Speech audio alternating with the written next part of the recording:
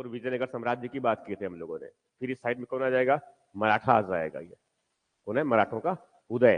उसके बाद फिर कौन सा आ जाएगा, 18वीं सदी का भारत। और 18वीं सदी के भारत में जो है क्या है, बहुत सारी घटनाएं है। कौन सा, यूरोपियों का आगमन भी है और भी एक्टिविटीज है। यूरोपियों के आगमन में जो है सबसे पहले कौन आए, पुर्तगाली आए, फिर डच, फिर ब्रिटिश, फिर बाकी सब और फ्रांसीसी।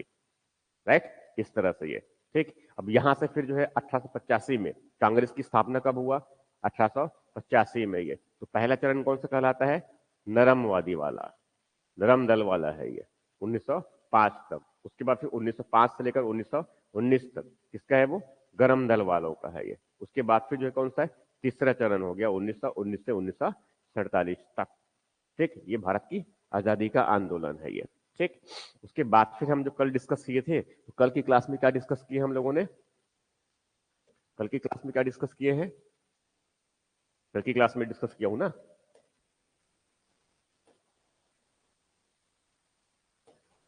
कल की क्लास में जो किए हैं डिस्कस, उसको एक बार देख लेते हैं।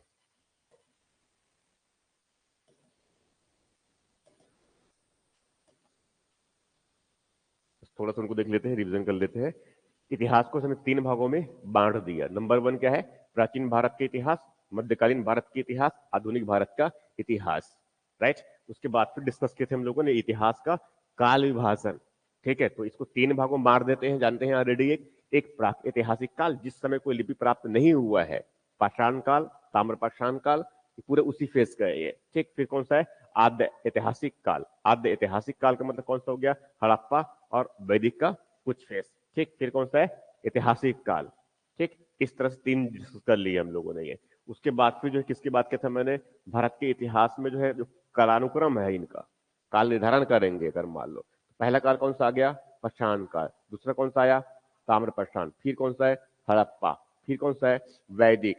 फिर नवीन धर्मों के उदय का काल। इसी समय आक्रमण भी हुआ है 522 में जो है, साइरस, फिर डेरियस, ये सब का। फिर कौन सा फेज आ गया, मोरोत्तर। फिर कौन सा आ गया, मौर्य। मौर्य के बाद फिर कौन सा आया, मोरोत्तर। आक्रमण भी हुए, शक, पहले यूनानी, शक, पहले और कुषाण।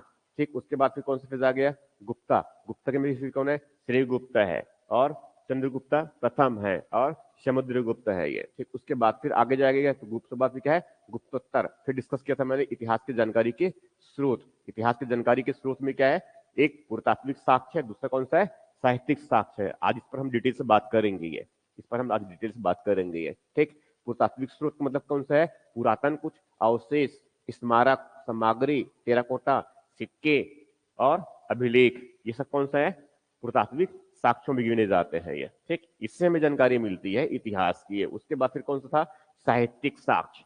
साहित्यिक साक्ष्य जो है उसमें कुछ भारतीय साहित्यिक ग्रंथ है और कुछ विदेशी लेखकों के ग्रंथ है ये। तो भारतीय जो साहित्यिक ग्रंथ है वो धार्मिक और गैर धार्मिक, धार्मिक और ऐतिहासिक।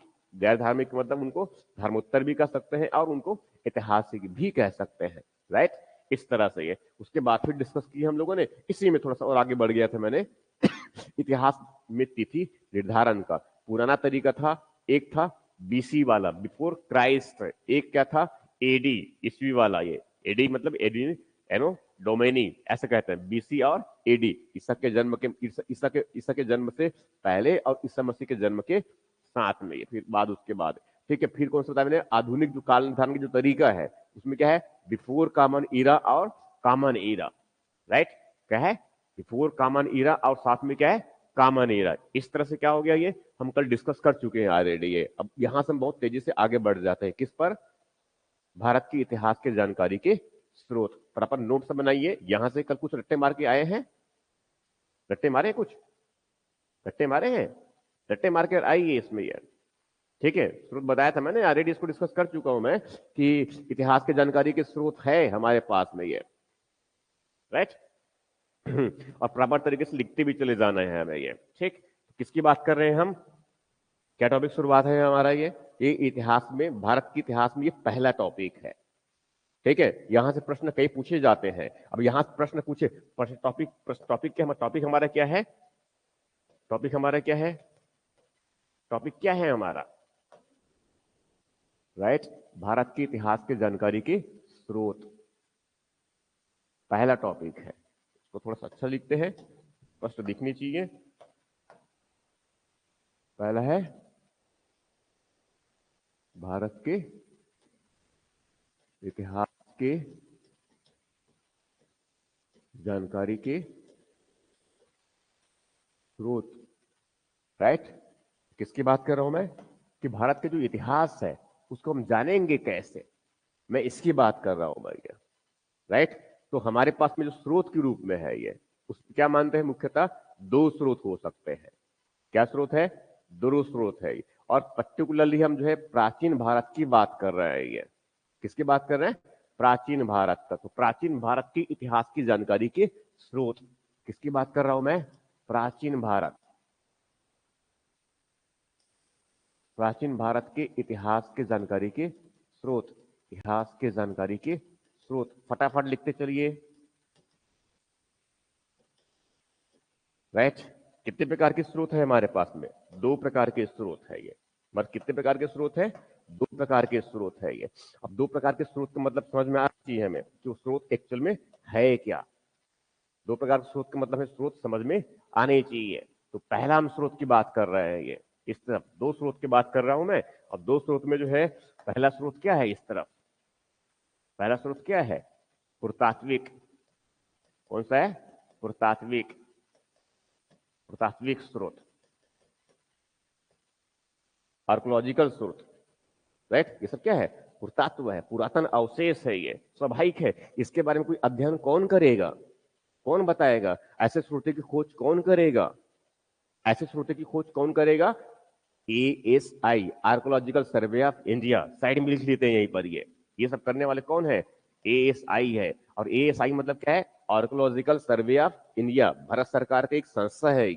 ये अध्ययन करता है, ये पुरातन अवशेषों का, पुरातन जो स्थल स्थल है हमारे, जो स्मारक है, उनका अध्ययन करता है। पुरातन जो स्थल है उनकी खुदाई करते हैं। और खुदाई जो है कैसे करेंगे, ये पुरातन अवशेषों की जानकारी के लिए दो प्रकार की खुदाई, ठीक है। इसमें जो है कह सकते हैं यहां पर पुरातात्विक उत्खनन की विधि जो है, पुरातात्विक उत्खनन की जो विधि है, कितनी विधि है इनके हमारे पास में, कितनी विधि जानते हैं, दो विधि है। दो विधि मतलब कौन सा हुआ, एक क्षैतिज वाला हुआ और दूसरा कौन सा है, लंबवत। दूसरा कौन सा है, लंबवत, हॉरिजॉन्टल है और क्या है, वर्टिकल है। ये बिल्कुल स्पष्ट होना चाहिए। Archaeological survey of India, ASI means क्या हुआ, भारतीय पुरातत्व सर्वेक्षण विभाग। आर्कोलॉजिकल सर्वे ऑफ इंडिया, भारतीय पुरातत्व सर्वेक्षण, राइट। ये एक संस्था है, बहुत पुरानी संस्था है भारत की, ये बहुत महत्वपूर्ण संस्था है भारत की ये, ठीक। दूसरा उसके बाद फिर कौन सा लिए हम लोगों ने, दूसरा स्रोत के रूप में क्या होता है हमारे पास में, साहित्यिक, साहित्यिक साक्ष्य। कौन सा साक्ष्य हुआ, साहित्यिक साक्ष्य। एक पुरातात्विक स्रोत हो गया और दूसरा कौन सा है, साहित्यिक साक्ष्य, या फिर इनको साहित्यिक स्रोत भी लिख सकते हैं। ये इस तरह से दो चीजें होगा हमारे पास में। अब ये जो पुरातात्विक स्रोत है ये, उसमें इनको थोड़ा सा याद कर लेते हैं कौन कौन से। अब पुरातात्विक स्रोत में क्या क्या मिलेगा, क्या क्या मिलेगा, नंबर वन क्या है इसमें, कोई पुरातन अवशेष, कोई पुरातन अवशेष, पुरातन अवशेष। तो पुरातन अवशेष कहां पर, कोई स्थल होगा हमारे पास में, ये कोई स्मारक हो सकता है हमारे पास में, ये कोई सामग्री। सामग्री मतलब जो है, सामग्री मतलब क्या हुआ कि जो डेली यूजेस की जो है, जो कोई वस्तुएं होंगे, कोई मितभांड, मितभांड का मतलब समझ में आता है, ये मितभांड मतलब समझते हैं, मितभांड, हड़िया, राइट। लाल वाले हड़िया, काले वाले लड़िया हड़िया, मटके, ठीक है। और उसको सजाया भी जाता है, उस पर चित्रकारी भी किया जाता है।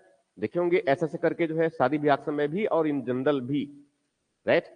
और बचपन में जो है हम छोटे छोटे उसमें वो जो है, और वो खिलौने वाले भी करते हैं प्रयोग ये, राइट। वो सब क्या है, पुराने अवशेष, ऐसे उस समय पुराने वाले अवशेष मिले हुए उस समय के ये, राइट।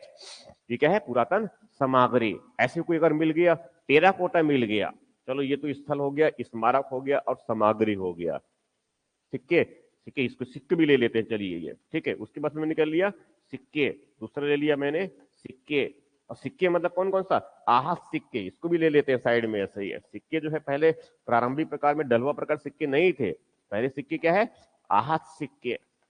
आहत सिक्के, आहत सिक्के समझते हैं, आहत करके पंच करके जो है सिक्के बनाए जाते थे, इसीलिए इनको पंचमार्क सिक्के,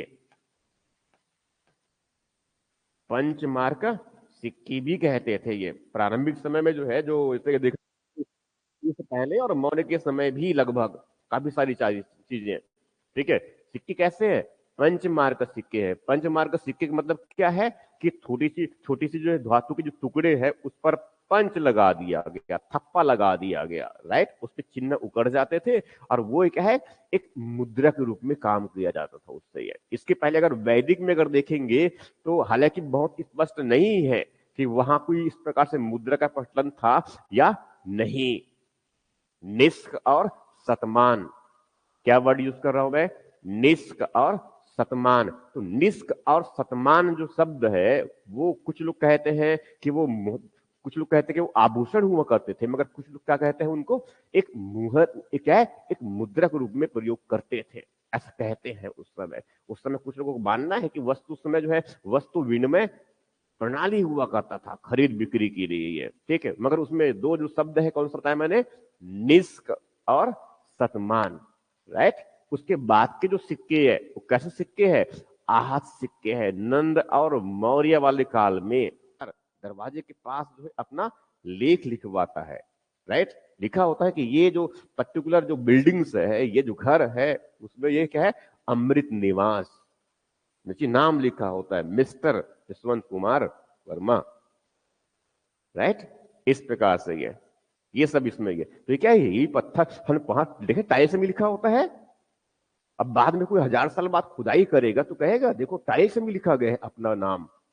ये क्या है, एक अभिलेख के रूप में। मगर पुराने समय कोई टाइल्स इस प्रकार से प्रयोग नहीं करते थे ना, सबसे प्रारंभिक की बात कर रहा हूं मैं। ये सबसे पुरातन जो अभिलेख मिलते हैं, वैदिक वाला भी अभिलेख, वैदिक से पहले भी अभिलेख है किसका, हड़प्पा का मिलता है हमें। ये हड़प्पा के अभिलेख जो है कई, एक तो अभिलेख मतलब उनके जो है जो धौलावीरा है वहां पर, धौलावीरा में आजकल देखे होंगे पंचायत है तो ग्राम पंचायत भानपुरी आपका स्वागत करता है। हालांकि अभी हमारे गांव में वैसा कोई गेट नहीं बना हुआ है, मगर सामने बड़े बड़े पंचायतों में जो है महत्वपूर्ण पंचायत में क्या है, बड़ा सा गेट बना होता है, उस पर लिखा होता है ये, राइट। ऐसे ही धौलावीरा के जो है प्रवेश द्वार पर, धौलावीरा समझ रहे हैं ना, ये कौन सा है, हड़प्पा सांस्कृतिक स्थल है, इस तरफ गुजरात में। ये वर्तमान में कच्छ के रण वाले क्षेत्र में, वहां पर एक बड़ा सा जो है गेट, जिस पर जो है बड़े बड़े अक्षरों में लिखा हुआ था। हालांकि उसको हम पढ़ नहीं पाए अभी तक, मगर अभिलेख तो है, राइट, ठीक है। उसके बाद अभिलेख, तो ये अभिलेख किस में लिखेंगे, शिलाओं में, पत्थरों में, ठीक है। तो यह अभिलेख क्या हो गया, शिलालेख, ठीक है। अब कुछ शिलालेख छोटे वाले हैं, अशोक के जो है कुछ लघु शिलालेख और कुछ वृहद शिलालेख, राइट। ये शिलालेख मतलब समझ में आ रहा है ना, ये पत्थर में लिखते हैं ये, ठीक है। बचपन में भी आप लोग हो सकते हैं लिखे होंगे, कहीं पर पहाड़ी घूमने गए होंगे तो, और नहीं गए होंगे तो जाएंगे तो जरूर लिखिए, हमने लिखा हुआ है, राइट। अगर 1000 साल बाद कोई पढ़ने जाएगा कि बोले कि यहाँ पर नाम लिखा हुआ है क्या, मिस्टर जसवंत कुमार, राइट। समझ जो कह रहा हूं मैं, ये देखो ये याद करने के तरीके हैं ये, ठीक है। वैसे फिर जो है इसमें आगे जो है लिखा हुआ इस तरह शिला में लिख दिया हमने, स्तंभ, स्तंभ समझते हैं ना, ये बड़े बड़े भवन बनाए उसके स्तंभों में लिखा गया, और नहीं तो फिर और कोई बड़ा स्थापत्य संरचना बनाया गया उसमें लिखा गया, कुछ नहीं तो बड़े स्तंभ ही खड़ा कर दिए, उस पर लिख दिए, सजाया भी गया उस स्तंभ को। स्तंभ को सजाने के लिए क्या है, बड़ा अच्छा तरासा गया, बड़े एकाश में पत्थर है ये, तरासा गया, और ऊपर में जो है या तो लग दिया कि बड़ा सा बैल या फिर 4 शेर, समझ में आ रहा है, ये कौन सा, सारनाथ का। ऐसे और भी कई है, ऐसे और भी कई है, ठीक। इस तरह से ये क्या हो गया, शिलालेख हो गया। और उसके बाद फिर कौन सा बताया मैंने, स्तंभ लेख। अब अशोक के जो स्तंभ लेख मतलब कौन सा, लघु स्तंभ लेख और वृहद स्तंभ लेख, ये बिल्कुल दिमाग में आना चाहिए। उसके बाद फिर अगर बात करेंगे और इसमें ये, ठीक है, तो शिलालेख हो गया, स्तंभ लेख हो गया, मगर उसके बाद में एक और जगह पर हम लिख सकते थे, ये कौन सा, आगे के काल में जो विकास हुआ, आगे काल में विकास क्या हुआ कि अगर कोई राजा तो दान दक्षिणा करना है, यज्ञ हवन किए तो सबसे महत्वपूर्ण क्या था? दान देना। पुण्य प्राप्त होगा उनको, इस अभिलाषा यही है बेसिकली। ये पुण्य प्राप्त होगा तो पुण्य होंगे तो क्या है, पुण्य बढ़ेगा तो फिर अब ठीक है, उनकी अपनी जो भी माइंडसेट सोच है उनका, ठीक है। तो अब दान किसको करेंगे? ब्राह्मणों को दान करेंगे। किसका दान करेंगे? पहले जो है दान तो समझ रहे हैं ना ये किस तरह का, मगर हालांकि बाद में तो दान दक्षिणा जो है इतनी अधिक मात्रा बढ़ती चली गई कि जमीन का भी दान करना है, भूदान ये भी चला। मगर स्वाभाविक है दान लिखने के लिए क्या चाहिए, बड़ी इंपॉर्टेंट है कि वो जो है कोई लेख होना चाहिए कि इस जमीन को इस पर्टिकुलर ब्राह्मण को दान दिया गया है। समझ में आ रहा है जो कह रहा हूं मैं ये? तो पहले तो राजा दान दक्षिणा करते थे, बाद में जो है जो बड़े जो सामंत हुए उनके अधीनस्थ, उसने भी दान दक्षिणा देना शुरू कर दिया, राइट। और स्वाभाविक है ये ब्राह्मण भी जो है बड़े चालाकी से जो है दान लेने के कई तरीके अपना लिए। अलग अलग जो पर्व त्योहार जो आए, अलग अलग जो अवसर जो आए, तो वहां पर क्या है, जैसी वहां जो है नदी में बस स्नान करके निकले, पहुंच गए। किस लिए? दान प्राप्त करने के लिए। कई लोग तो ऐसे हैं, दानी है, विख्यात है। कौन? दानवीर कर्ण। स्वाभाविक है जब दान देंगे तो ब्राह्मण को तो डर रहेगा ना कि कोई मेरी जमीन को दोबारा से कुछ और दूसरे छीन ना ले। तो क्या है, साक्ष्य, तांबे के पत्र, तांबे के जो है थोड़ा सा पट्टी, समझ में आ रहा है ना ये, उस पर लिखवा दिया जाता था ये, ठीक। तो कौन लिखा? ये क्या मिल गया? ताम्र पत्र। मगर इसमें भी एक समस्या है। अब स्वाभाविक है, अब ब्राह्मण तो खुद नहीं लिखेगा ना, ब्राह्मण तो खुद नहीं लिखेगा, राजा भी नहीं लिखेगा, तो लिखेगा कौन? एक लिखने वाले व्यक्ति का इजाद हुआ। लिखने वाले व्यक्ति मतलब कौन? चित्रगुप्त जैसे लोग, नाम सुने हैं चित्रगुप्त? यमलोक में, ठीक है, वो सबके जो है भाग्य का जो है फैसला लिखने वाला कौन है? चित्रगुप्त। इनके जो है वंशज जो माना जाता है कौन? कायस्थ जाति के लोग। कौन सा है? कायस्थ जाति के लोग है। ऐसे भी कुछ बड़े, थोड़ा बड़ा ऐसे भी लोग इंटरेस्टिंग वाले कुछ लोग भी हुए, ठीक है। वो ब्राह्मण जो है लिखवाया तो, मगर वेतन नहीं दिया, तो क्या करेगा? समझ में आ रहा जो कह रहा हूं मैं ये? ब्राह्मण लिखवाया मगर वेतन नहीं दिया, उन्होंने परेशान करना है करके उसने क्या किया, वो जो एक जमीन लिखा हुआ था ना एक पर्टिकुलर ब्राह्मण के नाम में, दूसरा उसी जमीन को किसी और दूसरे ब्राह्मण के नाम भी लिख दिया। समाज में उनकी स्थान नहीं दे रहे, पढ़े लिखे व्यक्ति तो है, मगर समाज में फिर भी वहां जो है निचली जाति में है, क्यों परेशान नहीं करेगा?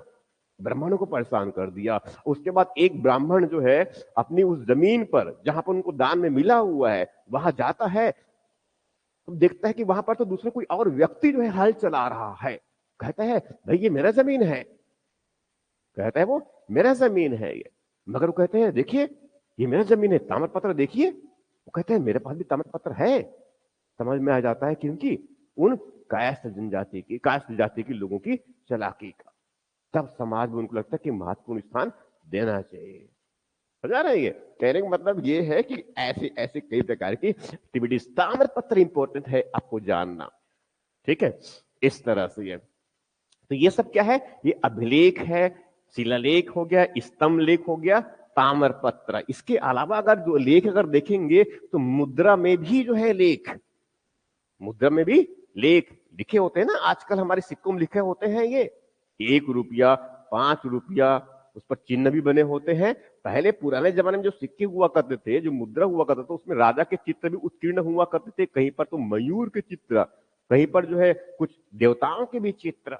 समझ में आ रहेंगे? भगवान बुद्ध के चित्र को कोरा गया किसमें? कुषाण काल में। ये मित्र के चित्र, मित्र जानते हैं वैदिक देवता, उधर पर्शियन देवता, क्या है इस तरह का ये। और उसमें लिखा किस भाषा में है? कुषाण के सिक्के में लिखा किस भाषा में है? मंदारिन, चीन की भाषा में लिखा गया। क्यों? क्योंकि उनकी जो है पूरे व्यापार और वाणिज्य जो है कहां पर? चीन से लेकर उधर सेंट्रल एशिया और पूरा उधर आगे तक फैला हुआ था। तो स्वाभाविक है उनकी मुद्रा की वही तो होनी चाहिए ना। तो वहां अपने देश बस में तो नहीं, सबके देशों की उसमें चीजें सम्मिलित होना चाहिए, तभी तो सभी पूरे देश में प्रचलित लोकप्रिय होंगे। व्यापार वाणिज्य बढ़ाने का ये अच्छा तरीका है। समझ में आ रहा जो कह रहा हूं मैं ये? इस तरह से तो ये क्या क्या है, इसमें और भी लेते हैं, चलो उसमें क्या है, सिक्कों में भी, सिक्कों में लिखे गए कुछ कुछ लेख है उसमें ये, इस तरह से ये, तो ये सब क्या हो गया, अभिलेख, राइट। उसके बाद फिर हम बात करेंगे इस पर, ये जो है क्या है, साहित्य, साहित्य एक स्रोत, यहां तक क्लियर हो गया है। तो अभिलेख मतलब ये, और शिलालेख मतलब स्तंभ लेख, ताम्रलेख और सिक्के। तो शिलालेख मतलब सबसे महत्वपूर्ण शिलालेख में किसका आता है आगे चल करके, अशोक का आता है, ये ध्यान में रखना है हमें ये। हालांकि उसके पहले भी हमें कुछ पुरातन प्रकार के मिले हैं। स्तंभ लेख भी सबसे महत्वपूर्ण कौन आता है, सम्राट अशोक के आते हैं। ताम्रपत्र भी किसका सबसे महत्वपूर्ण, आगे तो कई लोग ताम्रपत्र जारी किए, छोटे छोटे राजा भी, और उसमें जो सामंत और भी छोटे हुए उसने भी ताम्रपत्र जारी कर। सिक्के में तो कई अलग अलग मिले हुए हैं ये, ठीक है, इस सिक्के में कई अलग अलग मिले हुए हैं, छत्तीसगढ़ में बड़ी मात्रा में सिक्के मिले हुए हैं, ठीक है, सभी जगहों पर सिक्के मिले हुए हैं इस प्रकार से। अब मैं किसकी बात कर रहा हूं, मैं साहित्यिक साक्ष्य। अब साहित्यिक साक्ष्य में जो है मुख्यतः इनको दो बातें ध्यान में रखना है, ये दो स्रोत, फिर मैं आगे अगले पेज बढ़ जा रहा हूं। अभी साहित्यिक साक्ष्य मतलब कौन सा है, एक देसी और दूसरा कौन सा है, विदेशी।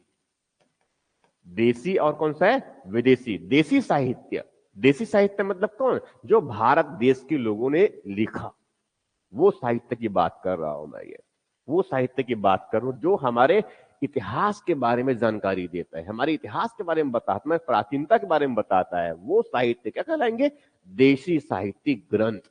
दूसरा क्या है, विदेशी, विदेशी लेखकों जो है, विदेशी लेखक मतलब कौन, जो विदेश से जो है भारत आए, कई अलग अलग अवसरों में आए हैं ये। कुछ लोग तो जो है सिर्फ कभी जब कुछ लोग जो है कब आए, तब जब कोई आक्रमण करने जो है वहां से आए तो उनके साथ में आ गए, राइट। यहाँ की जो है भारत की सामाजिक व्यवस्था को, यहाँ की सांस्कृतिक मान्यताओं को, मूल्यों को देखा, यहाँ के लोगों के जीवन शैली को देखा, अनुभव प्राप्त किया, जो ज्ञान अर्जित किए उसको उन्होंने लिखा। क्या कहेंगे इसको, विदेशी लेखक। कुछ लोग तो ऐसे भी बड़े ऐसे रत्नाकार भी हुए, ऐसे कुछ लेख लिखने वाले हुए जो भारत कभी आए नहीं, मगर भारत के साथ जो व्यापार वाणिज्य करने वाले लोग आते थे, वो जाकर उन लोगों को बताते थे, उनसे पूछते थे कि भारत में कैसा समाज की व्यवस्था है, कैसे उनकी धार्मिक मर्यादाएं, कैसे उनकी राजनीतिक और आर्थिक सांस्कृतिक जीवन, पूछ पूछ करके जो है लिखे। भारत कभी नहीं आए मगर उसके बावजूद भी लिखे, राइट, वहां भी है। ये सब क्या है, विदेशी लेखक। अब ये विदेशी लेखक मतलब किसकी, मुख्यतः तीन की बात करेंगे हम लोग, अभी आगे डिटेल बात करूंगा मैं। ये कौन सा है, एक क्या है, अरब से आए, उधर मकदूनिया वाले क्षेत्र से, यूनानी वाले क्षेत्र से आए, ठीक है, कुछ अरब वाले से आए और कुछ क्या है, चीन वाले से आए ये, राइट। ये कौन है, विदेशी। अब उसके बाद आगे बढ़ रहे हैं हम लोग, आगे बढ़ जाए, लिखे इसको, राइट। अब मैं सीधा साहित्यिक साक्ष्य की तरफ आगे बढ़ रहा हूं मैं।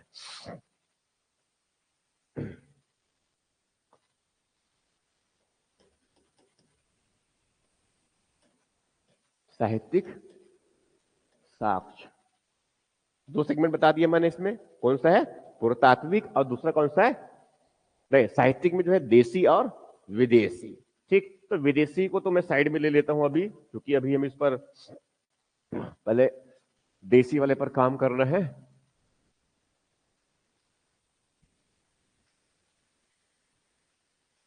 राइट, इसको ले लेता हूं मैं, ये भी है,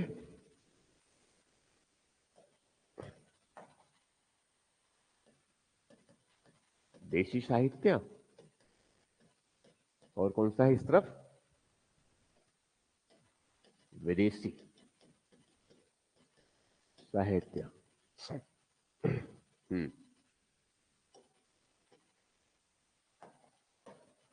अब जो देसी साहित्य है, इसमें दो प्रकार के ग्रंथ है, इसमें कौन सा है, कितने प्रकार के ग्रंथ है, दो प्रकार के, कौन कौन सा, एक धार्मिक, धार्मिक साहित्य है, दूसरा कौन सा है, गैर धार्मिक। तो क्या कहेंगे इनको, गैर धार्मिक, या फिर इनको जो है धर्मोत्तर भी कह सकते हैं इनको हम, क्या बोलेंगे? धर्मोत्तर, धर्म से इतर, राइट। ये भी तरीका है समझने का ये। अब धार्मिक जो साहित्य है, कितने प्रकार के धार्मिक साहित्य है? 2 प्रकार की बात कर रहा हूं मैं, 3 प्रकार की बात कर रहा हूं मैं। ये धार्मिक साहित्य कहेंगे तो 3 प्रकार के बता देना है हमें सीधे तौर पे। एक जो धर्म, एक जो किससे धर्म संबंधित है, ये किससे संबंधित है? पहला वाला किससे है? वैदिक, वैदिक धर्म संबंधित, वैदिक से संबंधित है। वैदिक साहित्य, वैदिक साहित्यिक ग्रंथ, वैदिक साहित्यिक ग्रंथ है ये। उसके बाद दूसरा कौन सा हुआ? दूसरा कौन सा हुआ? बौद्ध धर्म से संबंधित साहित्यिक ग्रंथ, राइट। कौन सा हो गया? बौद्ध धर्म से संबंधित, बौद्ध धर्म से संबंधित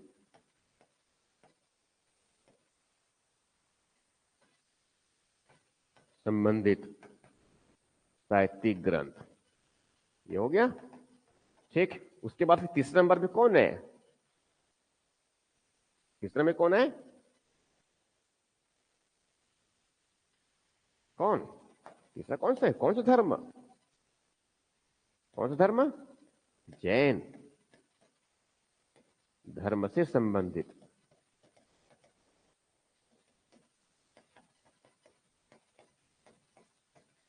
साहित्यिक ग्रंथ।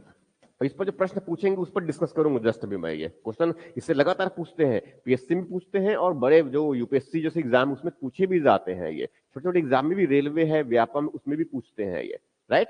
क्वेश्चन कैसे पूछते हैं इस पर डिस्कस भी कर दूंगा अभी मैं ये, ठीक है। तो ये सब क्या है? साहित्यिक ग्रंथ, जैन धर्म संबंधी, इसमें बहुत सारी बातें हैं इसके अंदर में ये। और गैर धार्मिक या फिर धर्मोत्तर, इनको हम क्या बोलेंगे?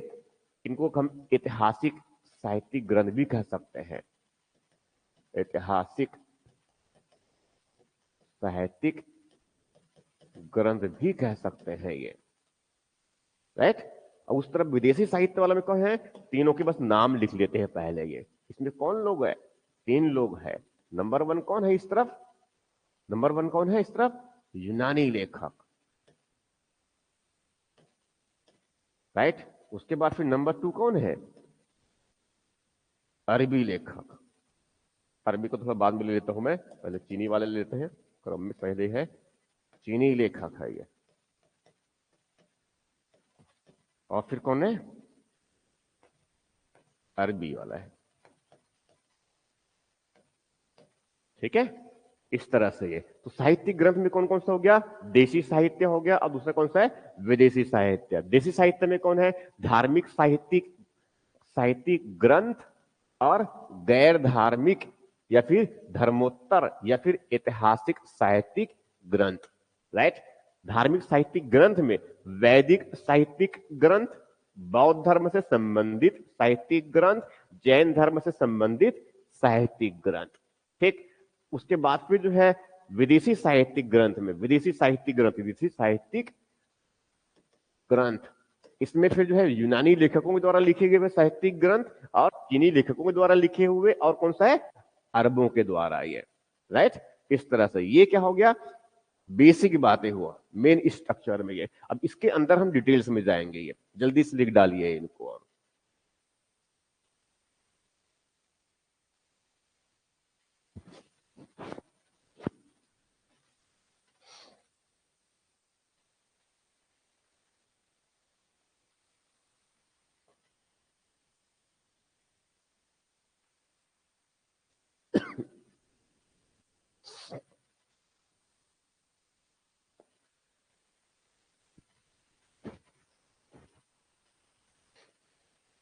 हो गया? हो गया, ठीक। इनको ऐसे भी लिखते हैं कभी कभी, इसको जब वैदिक लिखे ना, इसको यहां पर साइड में और लिख लीजिए इनको, ब्राह्मण। क्या बटन से? क्या वर्ड इसमें? ब्राह्मण साहित्य, ब्राह्मण साहित्यिक ग्रंथ। देखो अगर एग्जाम में कोई भी टर्म्स मिले तो आपको ध्यान में आना चाहिए, मैंने ये टर्म्स भी यूज किया, ये भी टर्म्स यूज किया, यहाँ पर ये इस तरह से तो दिमाग में आने चाहिए ये, ठीक। उस दृष्टिकोण से है ये, ठीक है। अब हम किस किस बात करेंगे? अब सेपरेट सेपरेट बात कर लेंगे इस पर ये, ठीक है। किसकी बात करूंगा मैं? वैदिक साहित्यिक ग्रंथ या फिर ब्राह्मण साहित्यिक ग्रंथ। आगे बढ़ू? इसको जो है यहां से लेता हूं मैं,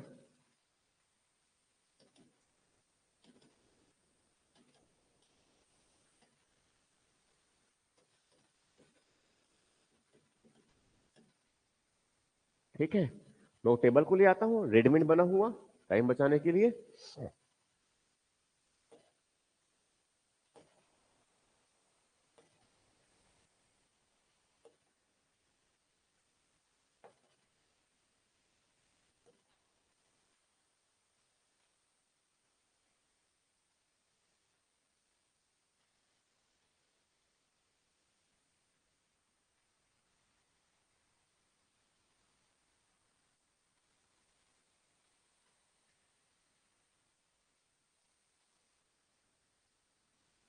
ये तो ऑलरेडी है ये, राइट, ले आऊं।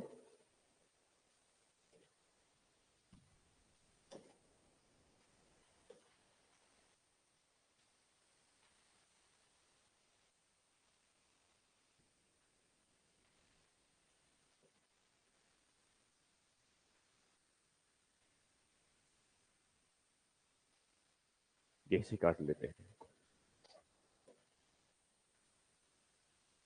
राइट। हम में जो है एक साथ ले लेते हैं ऐसे ही है। साहित्यिक ग्रंथ में दोनों सेगमेंट आ गया इसमें, ये तो समझ में आ जाएगा ये, इनको याद भी कर लेंगे।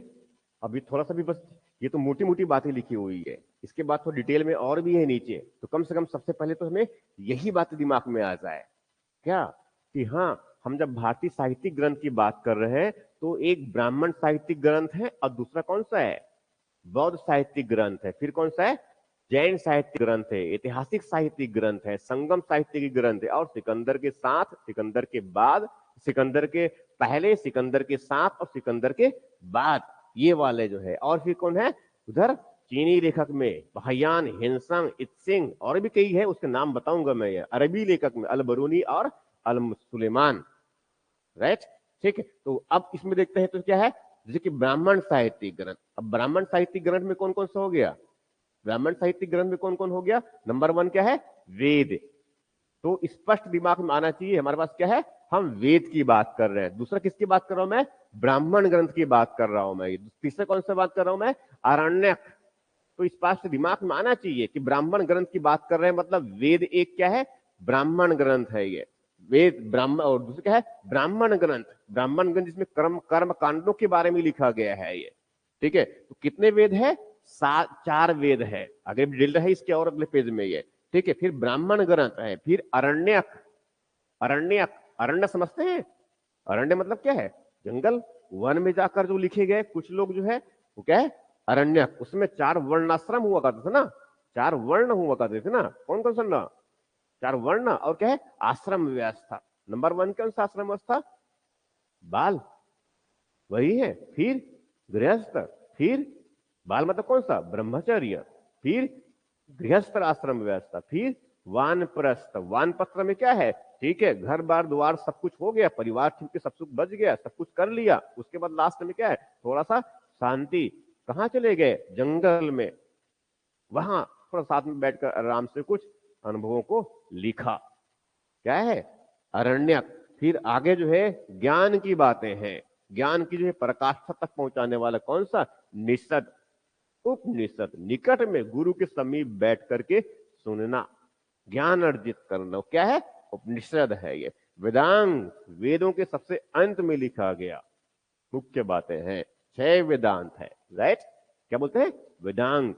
और उपवेद, कितने वेद, चार वेद, चार वेदों के एक एक उपवेद, क्या बोलते हैं, चार उपवेद है। षड दर्शन, मतलब इसमें दर्शन के जो है कितने सूत्र, कितने ग्रंथ लिखे जाएंगे, छह, ठीक है ना, षड, प्रथमा, द्वितीय, तृतीय, चतुर्थ, पंचम, छठ, सप्तमी, अष्टमी, नवमी।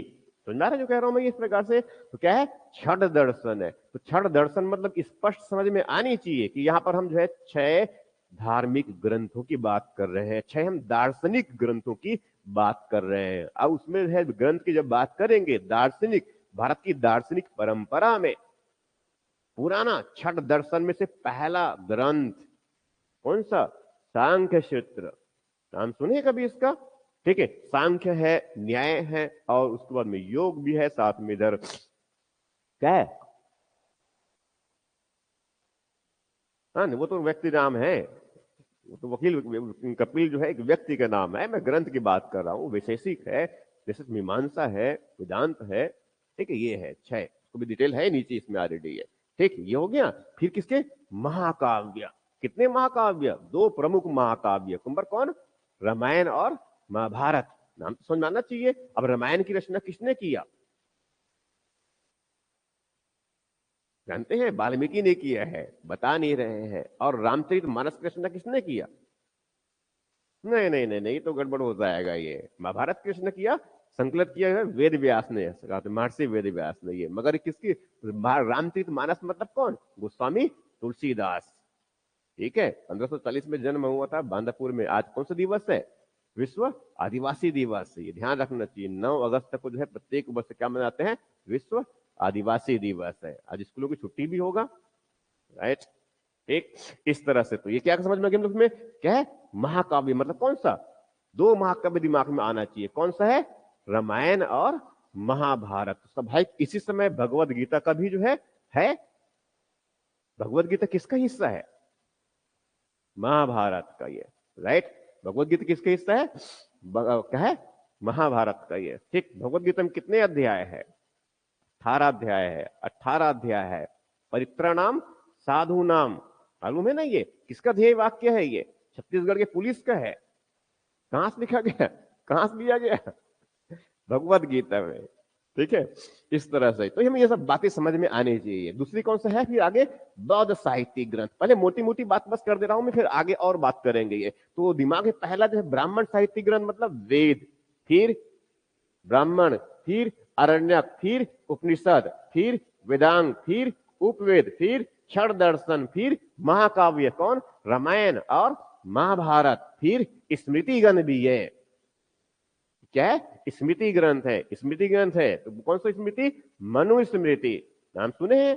सामाजिक नियम है इसमें। व्यक्तियों के कर्तव्य को निर्धारित किया गया है। ये समाज आचरण के नियम है। कौन सी स्मृति? मनुस्मृति, नारद स्मृति, पराशर स्मृति, और भी कई है।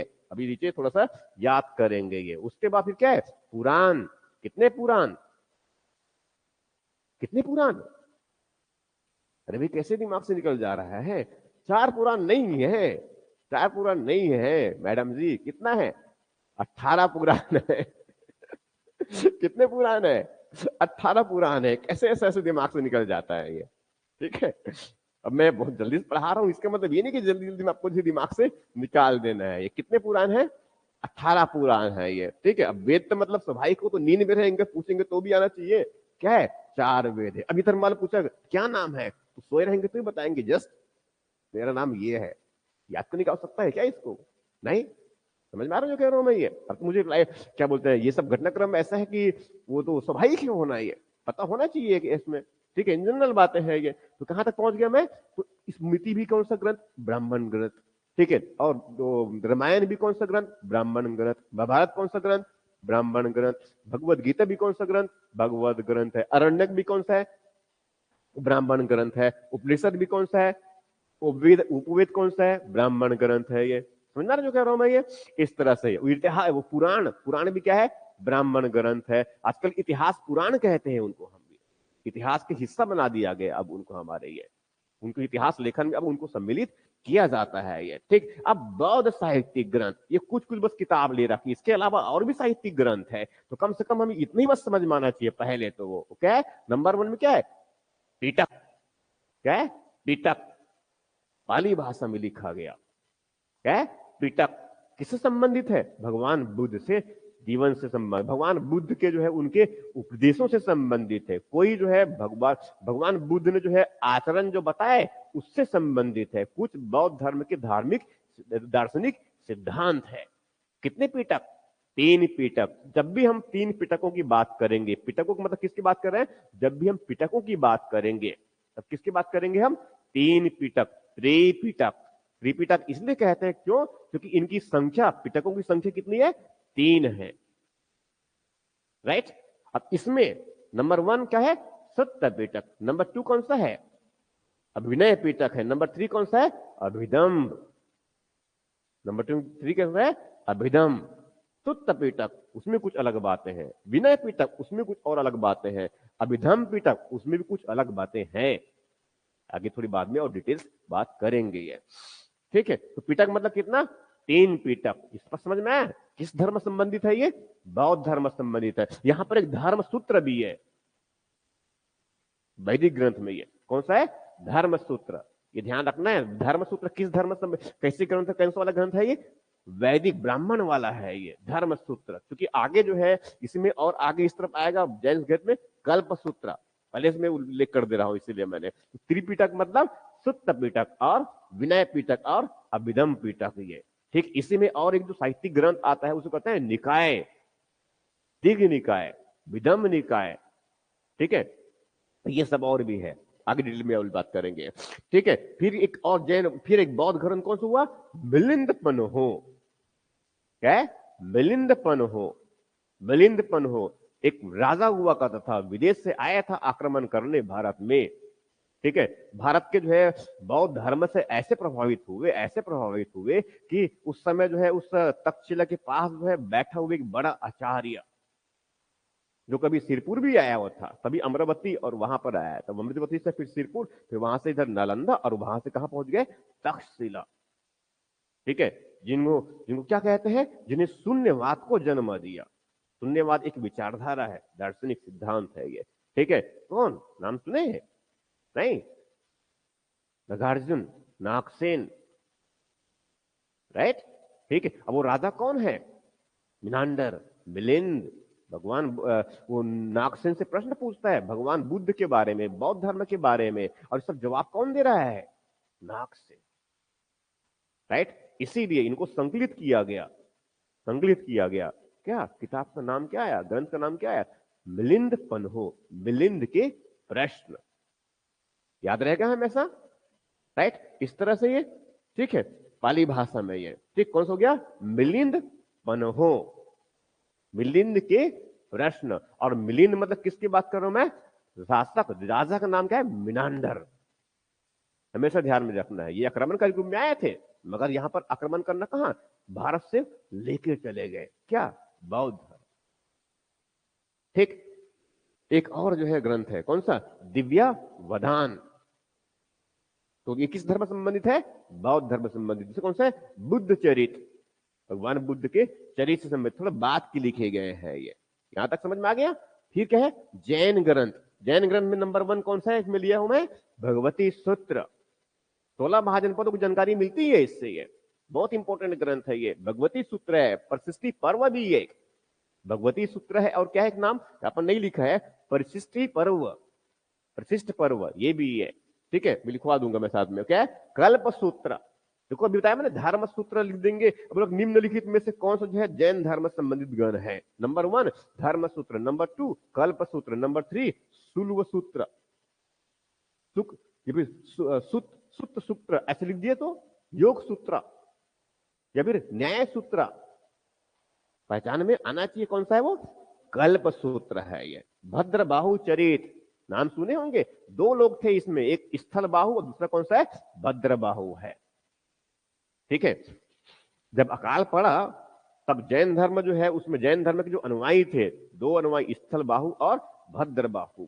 ठीक है, दोनों में थोड़ा सा किसी बात को लेकर विवाद हो गया, तो यहां वहां करके और फिर यहीं से जो है 2 भागों में जैन धर्म का 2 संप्रदायों में विभाजन हो गया। मतलब उनके 2 शाखा बन गए जैन धर्म के। ये एक कौन सा है? दिगंबर, और दूसरा कौन सा है? श्वेतांबर वाला। ये समझ में आ रहा जो कह रहा हूं? ये ऐसे ही यहां पर जो है बौद्ध धर्म भी जो है 2 उनके शाखा के रूप में आ गए, 2 भाग में बढ़ गए। एक कौन सा है?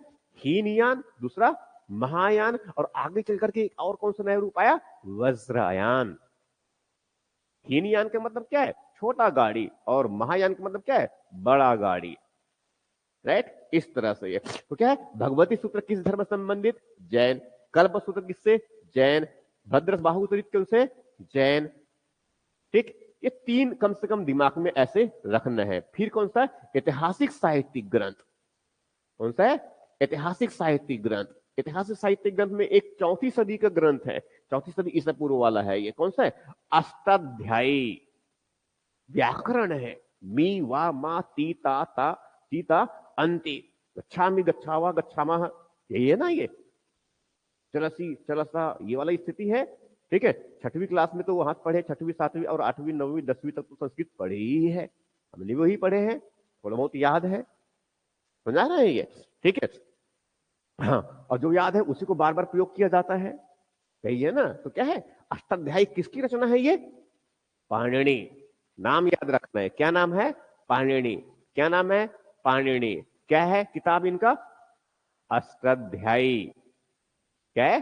अष्टाध्यायी। क्या है, किसके बारे में लिखा गया है? व्याकरण है। किसका? संस्कृत का। शब्दों को उल्लेख है यहां पर ये। ठीक है, पहला व्याकरण ग्रंथ। ठीक, फिर कौन? अर्थशास्त्र। अब इसको कौन नहीं जानते होंगे? हर कोई जानते हैं। ठीक है, किस विषय के बारे में लिखा गया है अर्थशास्त्र में? राजनीतिक, राइट, प्रशासन के बारे में, राजनीति के बारे में है, अर्थव्यवस्था की जानकारी मिलती है। नाम लग दिया है अर्थशास्त्र, कोई समझेंगे तो लगेगा अर्थशास्त्र मतलब क्या है?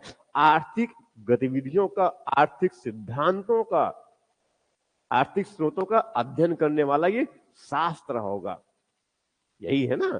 ठीक है, बड़ा चालाक तो कुछ थे ही, चालाक तो कुछ थे ही। कौन? कौटिल्य, आचार्यों में प्रथम, ऐसे मान सकते हैं ये प्रमुख। ठीक है, और विष्णुगुप्त भी कहते हैं, और शनि पुत्र चाणक्य, इनके पिता का नाम क्या है? चणी। इनके पुत्र का नाम क्या है? चणी। चणी पुत्र चाणक्य, जिनकी हत्या करवा दिया था वो नंद वंश में जो है सबसे क्रूर शासक, अंतिम शासक था उनका, बाद में पढ़ेंगे उसको वो। ठीक है, समझ में आ रहा है ये? तो किसकी बता रहा हूं मैं ये? किसकी बात कर रहा हूं मैं ये? किसकी बात कर रहा हूं? किस बात कर रहा हूं मैं? कौटिल्य का। कौन सा रचना? अर्थशास्त्र। अर्थशास्त्र, राइट। और इसमें किस वंश, अब बताओ इसमें अर्थशास्त्र में जो है किस वंश के बारे में जानकारी मिलेगा, किसके साम्राज्य के बारे में जानकारी मिलेगा हमें? मौर्य। ऐसे भी प्रश्न पूछे गए हैं ये, राइट, ऐसे प्रश्न पूछे गए हैं। मतलब प्रश्न कैसे पूछ सकते हैं? कई तरीके इनके पास में, 3 4 ग्रंथ देंगे एक साथ में आपको, एक साथ ग्रंथ देंगे, अब पूछेगी इनमें से किस ग्रंथ से जो है बौद्ध धर्म के बारे में जानकारी मिलती है, किसमें जैन धर्म के बारे में जानकारी मिलती है, किसी पूछेंगे मौर्य साम्राज्य के बारे में जानकारी मिलती है, इसमें किसमें गुप्त साम्राज्य के बारे में जानकारी मिलती है, किस पुराण में जो है सातवाहन वंश की जानकारी की मिलती है। समझ में आ रहा है जो कह रहा हूं मैं ये? इस तरह से प्रश्न ऐसे पूछे जाते हैं ये। ठीक है, अब आजकल तो प्रश्न पूछने के तरीके ही बदल गए हैं। वो जो मैं उधर पहले थोड़ा बताया ना, पुरातात्विक साक्ष्य वाले, ये उत्खनन वाला। ठीक है, तो आजकल जो प्रश्न पूछे जाते हैं उनमें जो है इतिहासकारों के नाम तो पहले ये सब आपके बारे में ये सब पूछते ही है, मगर आजकल प्रश्न पूछने का थोड़ा ट्रेंड और बदल गया, उससे और आगे निकल गए हैं। आगे क्या निकल गए हैं? अब जो है कुछ पूरा तत्व शास्त्री के नाम पूछ देते हैं। समझ में आ रहा है ये? कि ये जो है 3 व्यक्ति के नाम देंगे, अब आपको 3 नाम दे दिया, मान लो नंबर 1 नाम दे दिया उसमें, चलो उसमें नाम मैं आपको बता देता हूं मैं। एक नाम तो जॉन मार्शल, ठीक है, कनिंघम एक नाम दे दिया, चलो मैं, चलो कनिंघम, मगर ना कनिंघम का नाम दे दिया मैंने, ये एंडरसन का भी चलो नाम दे दिया मैंने ये। ठीक है, और उसमें नाम दे दिया मैंने, चलो उसमें राखाल दास बनर्जी का नाम दे दिया। नंबर 1 लिखे लिखे, क्या नाम दिया मैंने भी? एक, क्या क्या नाम दिया? कनिंघम नाम दिया मैं। दूसरा नाम क्या है? एंडरसन नाम दे दिया। तीसरा मैंने क्या है? राखालदास बनर्जी। इनका संबंध निम्नलिखित में से किस क्षेत्र से थे? नंबर 1, नंबर ए क्या है? पुरातात्विक उत्खनन करता, आर्कियोलॉजिस्ट। नंबर 2 दिखा रहेगा ये क्या है? ये जो है इतिहास लेखक है। समझ आ रहा है ये? सी और कुछ, डी और कुछ, ऐसे। ठीक है, ये भी समझ में आ रहा है? तो आजकल प्रश्न पूछने का ये भी तरीका है, तो हमें उसको भी ध्यान में रख लेना है ये। मैं कुछ कुछ नाम बताऊंगा, हमें उसको भी ध्यान में रख लेना है ये। ठीक, ये कौन सा हो गया? अष्टाध्यायी याद रहेगा, ये किस सदी का है? ये 4वीं सदी का है, 4वीं सदी ईसा पूर्व का। ये भी ध्यान में रखना, मतलब ये अर्थशास्त्र से थोड़ा पहले का ग्रंथ है।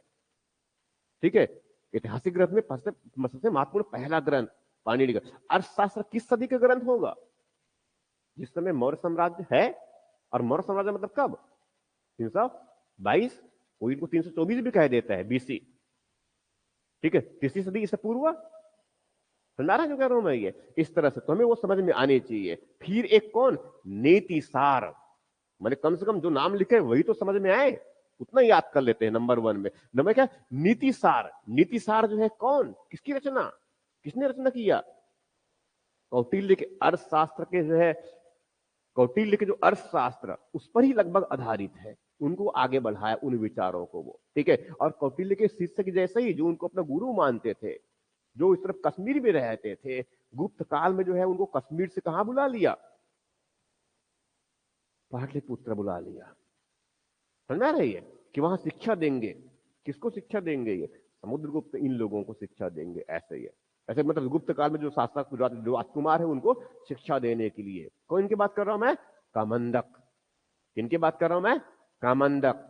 ठीक, तो नीतिसार किसकी रचना है? ये नीतिसार किसकी रचना है? कामंडक, राइट। तो इतना दिमाग में रहेगा, ये याद करते चले जाइए, बाद में कई बार रिपीट करूंगा तो याद हो जाएगा। फिर एक आगे अभिज्ञान शकुंतलम, इंटरेस्टिंग है ये, ठीक है। क्या है? अभिज्ञान शकुंतलम, इसको जरूर जानते होंगे, जानते हैं नहीं?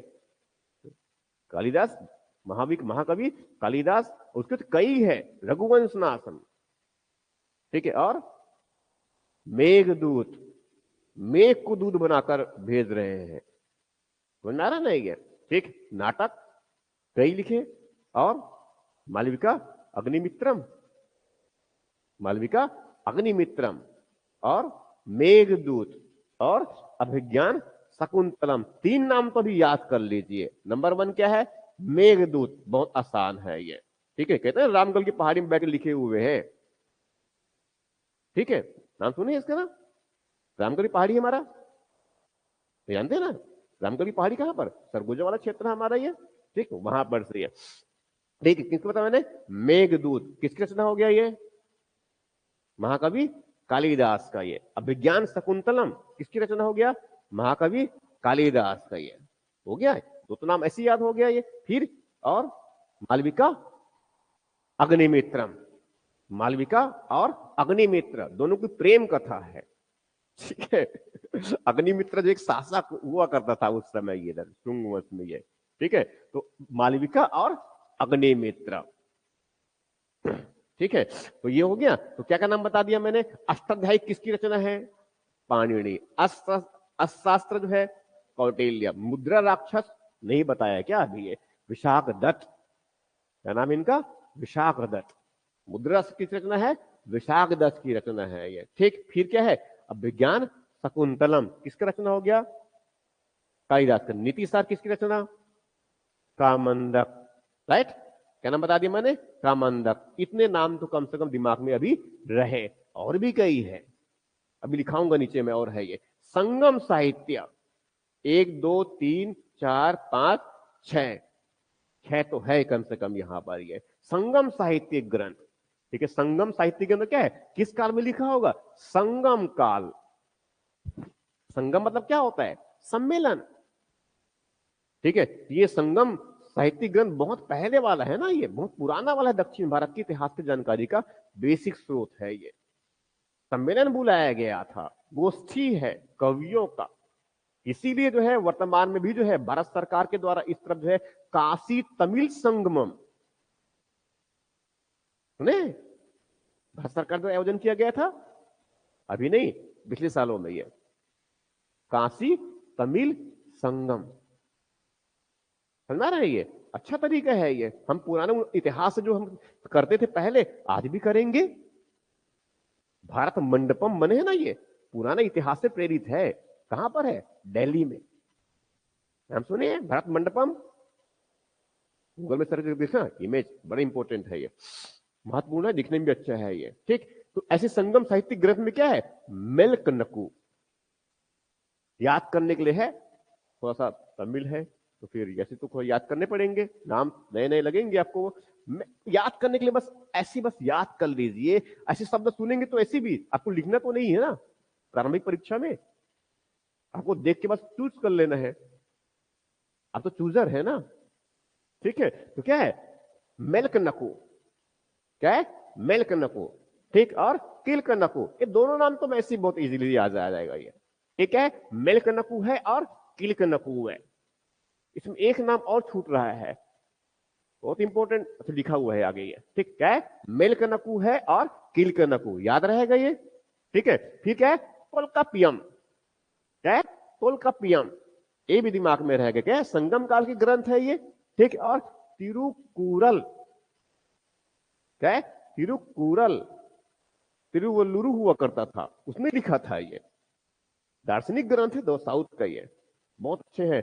कहता है कि जो अर्थ, जिनका जो है, जो आर्थिक रूप से समृद्ध है वो पूरी दुनिया पर राज करेगा, आर्थिक रूप से जो समृद्ध नहीं है वो कुछ नहीं कर सकता, राइट। इसमें जानकारी मिलती है ये। इसीलिए भारत सरकार का जो आर्थिक समीक्षा पब्लिश होता है ना, ये आर्थिक समीक्षा, इकोनॉमिक सर्वे, उसमें जो है पहली, जो इसके पहले वाला जो आर्थिक समीक्षा आया था कुछ साल पहले वाला, उसमें इनके स्टेटमेंट, उनके जो है विचार लिखे गए थे ये, ठीक है, यही विचार को तो तिरुकुरल, तिरुकुरल, समझ रहा है ये, तो ध्यान रखना है मैं ये। फिर क्या है, शिल्पदिकारम, बहुत इंपॉर्टेंट, बहुत इंपॉर्टेंट है ये, शिल्पदिकारम है ये, ठीक है। फिर क्या है, मणि मेखलई, मणि मेखलई के साथ में यहाँ पर मैं एक और नाम लिख देता हूं मैं, कौन सा है, जीवक चिंतामणि। इसको लिखिए कि बाद में लिखेंगे, नहीं लिखे क्या हो सकता है, ठीक है, जीवक चिंता,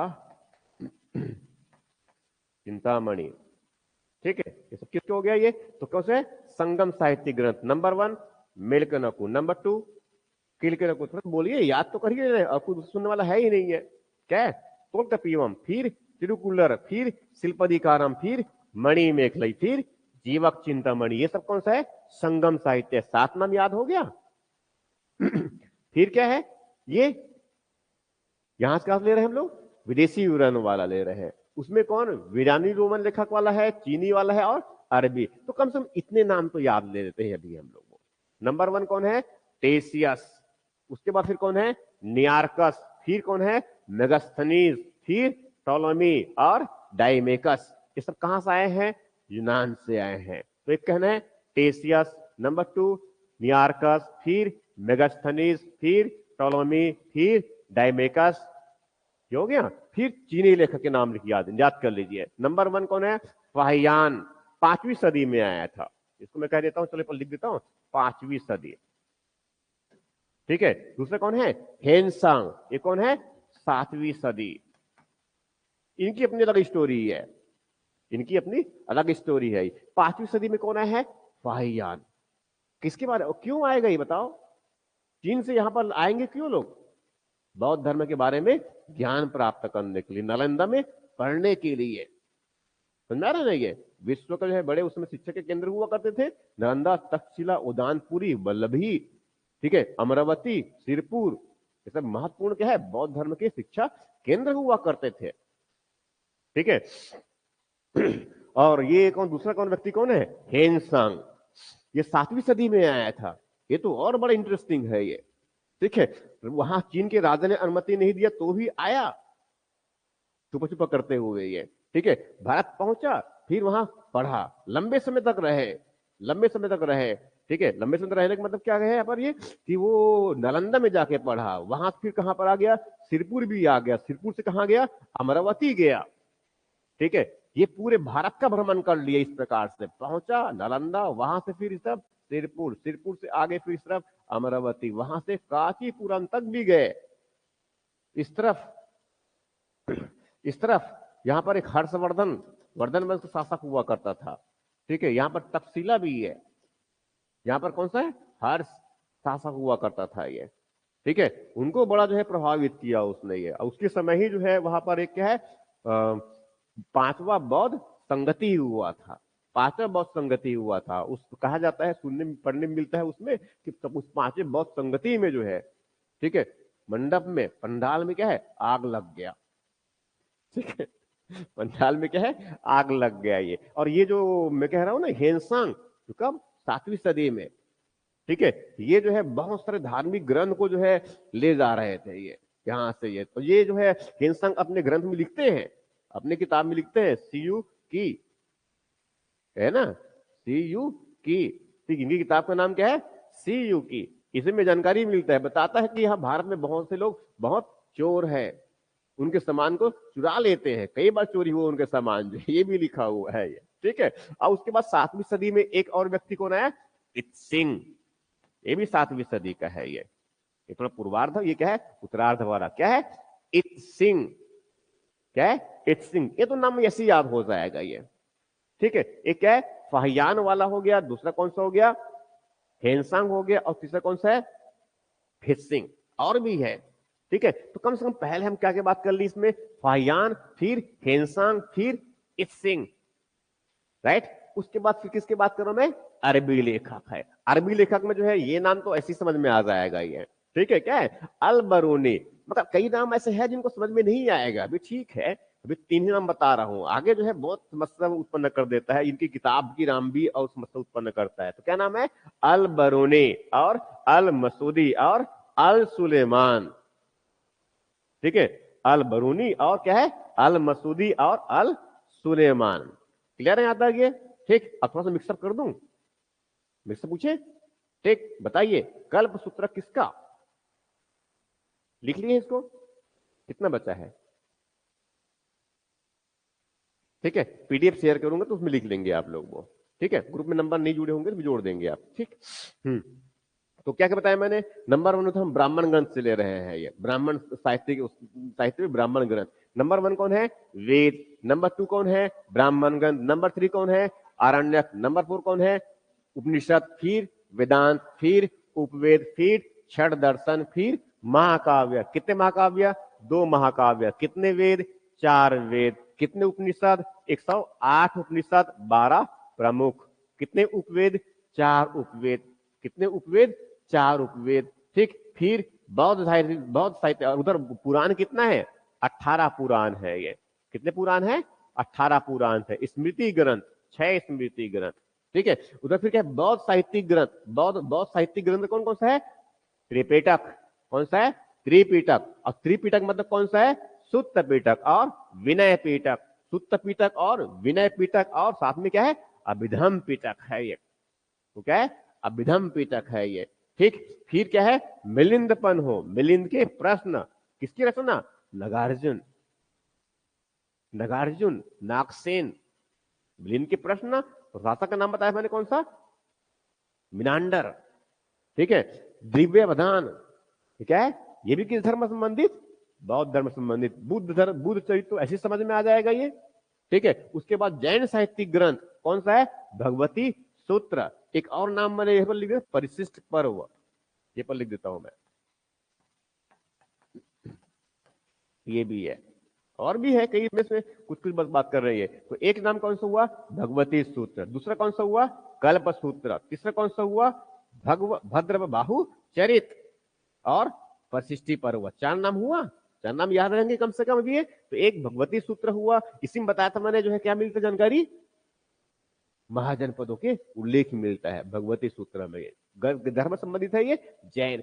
फिर दूसरा कल्प सूत्र, फिर भद्रबाहु चरित, भद्रबाहु और स्थलबाहु नाम बताया था मैंने, ठीक है। एक दिगंबर और एक क्या है, श्वेतांबर, ये दिगंबर वाले हैं ये कौन सा है, दिगंबर, भद्रबाहु दिगंबर वाले हैं ये, ठीक है। और ये कौन सा है, परिशिष्टि पर्व, ठीक है। फिर इस तरफ जो है ऐतिहासिक ग्रंथों में नंबर 1 में पहले किसका बताया मैंने, अष्टाध्यायी, किसका है ये, पाणिनि, ठीक है। और ये अर्थशास्त्र किसका हो गया, ये कौटिल्य, ठीक है। और ये मुद्रा राक्षस किसका, विशाखदत्त, और ये नीतिसार किसका, कामंडक, अभिज्ञान शकुंतलम महाकवि कालिदास। थोड़ा सा बस इतना ही, और भी याद करेंगे भी ये, ठीक। संगम साहित्य ग्रंथ में कौन कौन सा हो गया, मेलकनकु है, फिर किलकनकु है, फिर तोल्कापियम है, क्या है, तोल्कापियम है, फिर तिरुकुरल, तिरुकुरल, ठीक। फिर शिल्पदिकारम, फिर मणिमेखलई और जीवक चिंतामणि, याद हो जाएंगे इतने आराम से भी है, ठीक है। फिर इस वाले में, सिकंदर वाले में, ये अरब वाले में से, यूनानी वाले में से कौन कौन है, टेसियस और नियार्कस और मेगस्थनीस और टलेमी और डायमेकस, ठीक, अब उसका चीनी लेखक में कौन कौन है? फाहियान, फिर हेनसांग, फिर इसिंग। ठीक, अरबी लेखक में कौन है? अल बरूनी और अल मसूदी और अल सुलेमान। याद रहेगा आसानी से ये। ठीक, इस तरह से क्या हो गया, ये मुख्य मुख्य बातें हुआ। उसके बाद फिर आगे बढ़ जाए। ठीक,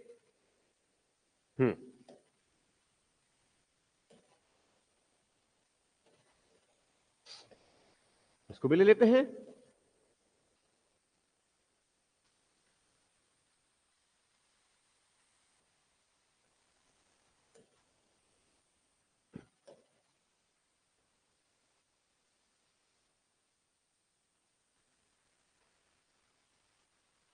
तो समय बच जाएगा इस पर।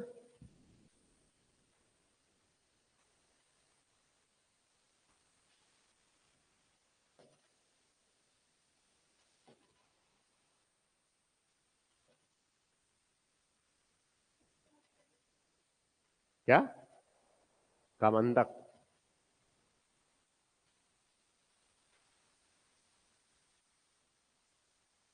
ये थोड़ा सा कट गया है, चलेगा फिर भी। समझ में आ रहा है अभी इतना?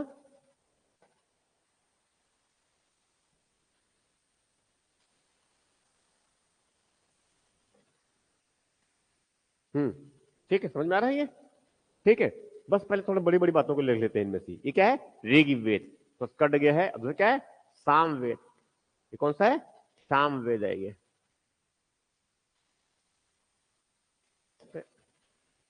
हम्म कौन सा हुआ? सामवेद। इसको थोड़ा सा मैं ऐसा कर देता हूँ। ठीक है, और ये क्या है? यजुर्वेद। और ये कौन सा हो गया? अथर्ववेद। ठीक, तो एक नंबर वन कौन हो गया? ऋग्वेद। ठीक है, तो ये वेद किस भाषा में लिखा गया? संस्कृत लिपि, ब्राह्मी लिपि। ठीक है, ये वैदिक संस्कृत है ये। वैदिक संस्कृत एक्चुअली में संस्कृत मतलब समझ लो कि जो जो लिखा गया जिस रूप में ना, ये सबसे उत्कृष्ट रूप है अगर देखा जाए तो। ये आम बोलचाल के प्रयोग भी, आम बोलचाल में संस्कृत प्रयोग करते थे। आम बोलचाल में संस्कृत प्रयोग करते थे, मगर वो संस्कृत में जो आम बोलचाल में प्रयोग करते हैं वो क्या है? बिल्कुल अलग, निश्चित सरल हुआ करता था ये। और ये क्या है? तो जटिल होंगे ही होंगे ये। लिखावट में है ना, अभी जैसे कि अभी लोग हिंदी जब बोलते हैं तो स्वाभाविक ही बहुत सरल तरीके से बोलते हैं, जब लिखते हैं तब, समझ में आ रहा है ना, ये छत्तीसगढ़ी बोल लेंगे मगर जब लिखने जाएंगे तब दिमाग खराब हो जाएगा, ये लिख नहीं पाएंगे। ये अपनी बोली है, अपनी भाषा है, फिर भी लिखने में दिक्कत होती है। समझ में आ रहा है जो कह रहा हूं मैं? ये इस तरह से ये। ठीक, इस तरह से क्या है? तो ऋग्वेद कितने वेद है? 4 वेद। सबसे पहले किस वेद की रचना हुआ? ऋग्वेद का। किस काल में? पूर्व वैदिक काल में। ये उस काल में, पूर्व वैदिक काल में। उसके बाद फिर जो है, अब ऋग्वेद में क्या जानकारी मिलती है हमें? किसके बारे में है ये? देवी देवताओं की स्तुतियां हैं इसमें। क्या है? देवी देवताओं की स्तुतियां हैं इसमें। स्तुति है देवी देवताओं की, उनकी ऋचाएं हैं। ठीक है, आगे जब वेद में जाएंगे हम लोग ना, वैदिक साहित्य पर क्या बोलते हैं, उसमें वैदिक काल में बहुत डिटेल से बात करेंगे ये। ठीक है, तो इसमें ऋचाओं है देवताओं को प्रसन्न करने के लिए ये। ठीक है, तो ये सब चीज में है। तो दूसरा कौन सा है? सामवेद। दूसरा कौन सा है? सामवेद। भारत में संगीत के जनक सा रे गा मा पा, यही कहते हैं ना ये। ठीक है, क्या बोलते हैं इनको जो है? हाँ, राइट, राइट। ठीक है, तो तो ये जो है भारत में संगीत के जनक मतलब कौन? सामवेद। उसके बाद फिर कौन है? यजुर्वेद। कौन सा हो गया? यजुर्वेद। 3 वेद हो गया। फिर कौन है? अथर्ववेद। तो उत्तर वैदिक काल में किन किन की रचना हुआ? सामवेद, यजुर्वेद और अथर्ववेद। ठीक, सामवेद, यजुर्वेद और अथर्ववेद। क्लियर यहां तक ये? ठीक, फिर ब्राह्मण ग्रंथ, कम से कम 7 ब्राह्मण ग्रंथ यहां लिखा हुआ, उनको हम याद कर लेंगे। नंबर 1 कौन सा है? कौशिकी। ये बहुत इंपॉर्टेंट है ये। जब छत्तीसगढ़ पढ़ेंगे ना तो इसमें छत्तीसगढ़ के बारे में भी जानकारी मिलते हैं हमें ये। ठीक है, कौशिकी। और कौन सा है? इतरेय। कौन सा है? इतरेय और तैतरीय और सतपथ। सतपथ ब्राह्मण ग्रंथ भी बहुत महत्वपूर्ण है। छत्तीसगढ़ के बारे में इससे जानकारी मिलती है, सतपथ ब्राह्मण ग्रंथ से ये। ठीक है, ये और आगे जब छत्तीसगढ़ पढ़ेंगे ना छत्तीस इतिहास, उसमें आएगा ये दोनों शब्द जो है। एक कौन सा है? कौशिकी है, दूसरा कौन सा है? सतपथ। ठीक है, पंचवीस जैमिनी। ठीक है ना, जैमिनी, जैमिनी ब्राह्मण ग्रंथ। इसमें जानकारी मिलता है नदियों में महान कौन सा, महानदी, जीवनदायिनी नदी है कौन, जैमिनी ब्राह्मण ग्रंथ। गोपथ, गोपथ, गोपथ क्या है, ये भी ब्राह्मण ग्रंथ है। ये एक सतपथ, दूसरा गोपथ, और एक जैमिनी। उधर क्या है, पहले कौन सा हो गया, कौशिकी हो गया, फिर ऐतरेय, फिर तैतरीय, फिर सतपथ, पंचवीस, जैमिनी और गोपथ। क्लियर है? आता है ये 4 वेद और ये ब्राह्मण ग्रंथ, आरण्यक ग्रंथ। ठीक है, क्या क्या है, आरण्यक ग्रंथ। नंबर 1 कौन है, जैमिनी, फिर संखायन, बस नाम सुनते चले जाएंगे, क्या है, संखायन, फिर क्या है, द्वादोग्य, द्वादोग्य, फिर वेदारण्यक। ठीक है, उपनिषद, पूरे 108 उपनिषद है, मगर उनमें से कम ये 8-10 बड़े महत्वपूर्ण हैं, उनको तो याद कर ही लेते हैं, ये नाम दिमाग में रखेंगे। क्या है, नंबर 1 क्या है, छांदोग्य उपनिषद। कौन सा है, छांदोग्य उपनिषद। नंबर 2 क्या है, कंठ उपनिषद। क्या है, कंठ उपनिषद। और क्या है, मुंडक, मुंडक उपनिषद। सत्यमेव जयते, नाम सुने हैं, ठीक है ना, ये यही है, यही से लिया हुआ है, ये मुंडक उपनिषद है, मांडुक्य उपनिषद है। क्या है, मांडुक्य उपनिषद है ये। ऐतरेय, तैतरीय, अब देखो ऐतरेय तैतरीय हम दो जगह पर शब्द सुन रहे हैं ये, ठीक है, और श्वेताक्षर और कौशिकीय, समझा रहे नहीं, ये इस तरह से। ये तो क्या है, ये उपनिषद है। ये उपनिषद है, मतलब किसकी बात करेंगे, उपनिषद का अर्थ क्या होता है, उपनिषद, गुरु के समीप बैठ करके ज्ञान प्राप्त करना, ठीक है, उपनिषद। वेद का क्या अर्थ होता है, ज्ञान, वेद का अर्थ क्या होता है, ज्ञान। तो क्या है, श्रुति ग्रंथ है, ऐसे कहते हैं, श्रुति है ये, सुन करके जो है लंबे समय तक आगे बढ़ाया गया, एक पीढ़ी से दूसरी पीढ़ी। अब समझ लीजिए उस समय जो है रटने की कितनी शक्ति, कितने रटते रहे होंगे, पूरे वेद को रट डालते थे, वर्ड टू वर्ड। छोटा सा भी काफी भी रट नहीं पा रहे हैं, यही है ना बेसिकली ये, ठीक है। तब उस समय कितने, अब समझ लो कितने रट्टे मारते रहे होंगे, 4 बजे उठकर रट्टे मार रहे हैं, हर दिन 4 बजे उठाते हैं। क्या करते हैं, वो जो उनके गुरु है क्या है, 4 बजे उठाए और क्या है, रट्टे मरवाए, पेड़ के नीचे बैठ करके रट्टे मरवा रहे हैं, रट्टे ही मारे, ठीक, वो सीखा, वो याद करा, उसके बाद वो अपने बेटे को रट्टे मरवाया, और उसके फिर ये एक पीढ़ी से दूसरी पीढ़ी लगातार क्या है, चलते रहे। लिखे तो बहुत बाद में है ना, मौखिक रूप से जो है हजारों साल तक आगे बढ़ गया, हजार तो नहीं, ठीक है, कई लंबे समय तक तो आगे बढ़ ही गए। जितने भी मंत्र है ना हमारे पास में, ये गुरुर ब्रह्म, गुरुर विष्णु, गुरुर देवो महेश्वरा, समझा रहे हैं ये जिस प्रकार से, ये भी जननी जन्म भूमिस्थ स्वर्गदपि गरीयसी अस्तोमा सदगमय तस्तुतम सुरमा ज्योतिर्गम, समझ रहे हैं ये सब कहां से, यही ऋग्वेद से आ रहे हैं ये, ठीक है। तो कौन कौन सा हो गया, ऋग्वेद नंबर 1, कौन सा वेद, ऋग्वेद, रचना कब है, पूर्व वैदिक काल। सामवेद रचना कब का है, उत्तर वैदिक काल। नंबर 3 कौन है, यजुर्वेद, रचना कब का है, उत्तर वैदिक काल। अथर्ववेद रचना कब का है, उत्तर वैदिक काल है ये, ठीक। फिर ब्राह्मण ग्रंथ, ब्राह्मण ग्रंथ में जो है कौशिकी याद रख लीजिए नंबर 1, उसके बाद में जो है सतपथ याद रख लीजिए, ज्यादा इंपॉर्टेंट ब्राह्मण ग्रंथ। फिर जो है गोपथ याद रख लीजिए, ये बहुत इंपॉर्टेंट है, ठीक है। तो कितने नाम याद कर लिए हम लोगों ने, कौशिकी, फिर सतपथ, फिर गोपथ। वो त्रिपिटक किस धर्म से संबंधित है, त्रिपिटक किससे संबंधित है, बौद्ध धर्म से है। कल्पसूत्र किससे संबंधित है, जैन वाला है ये।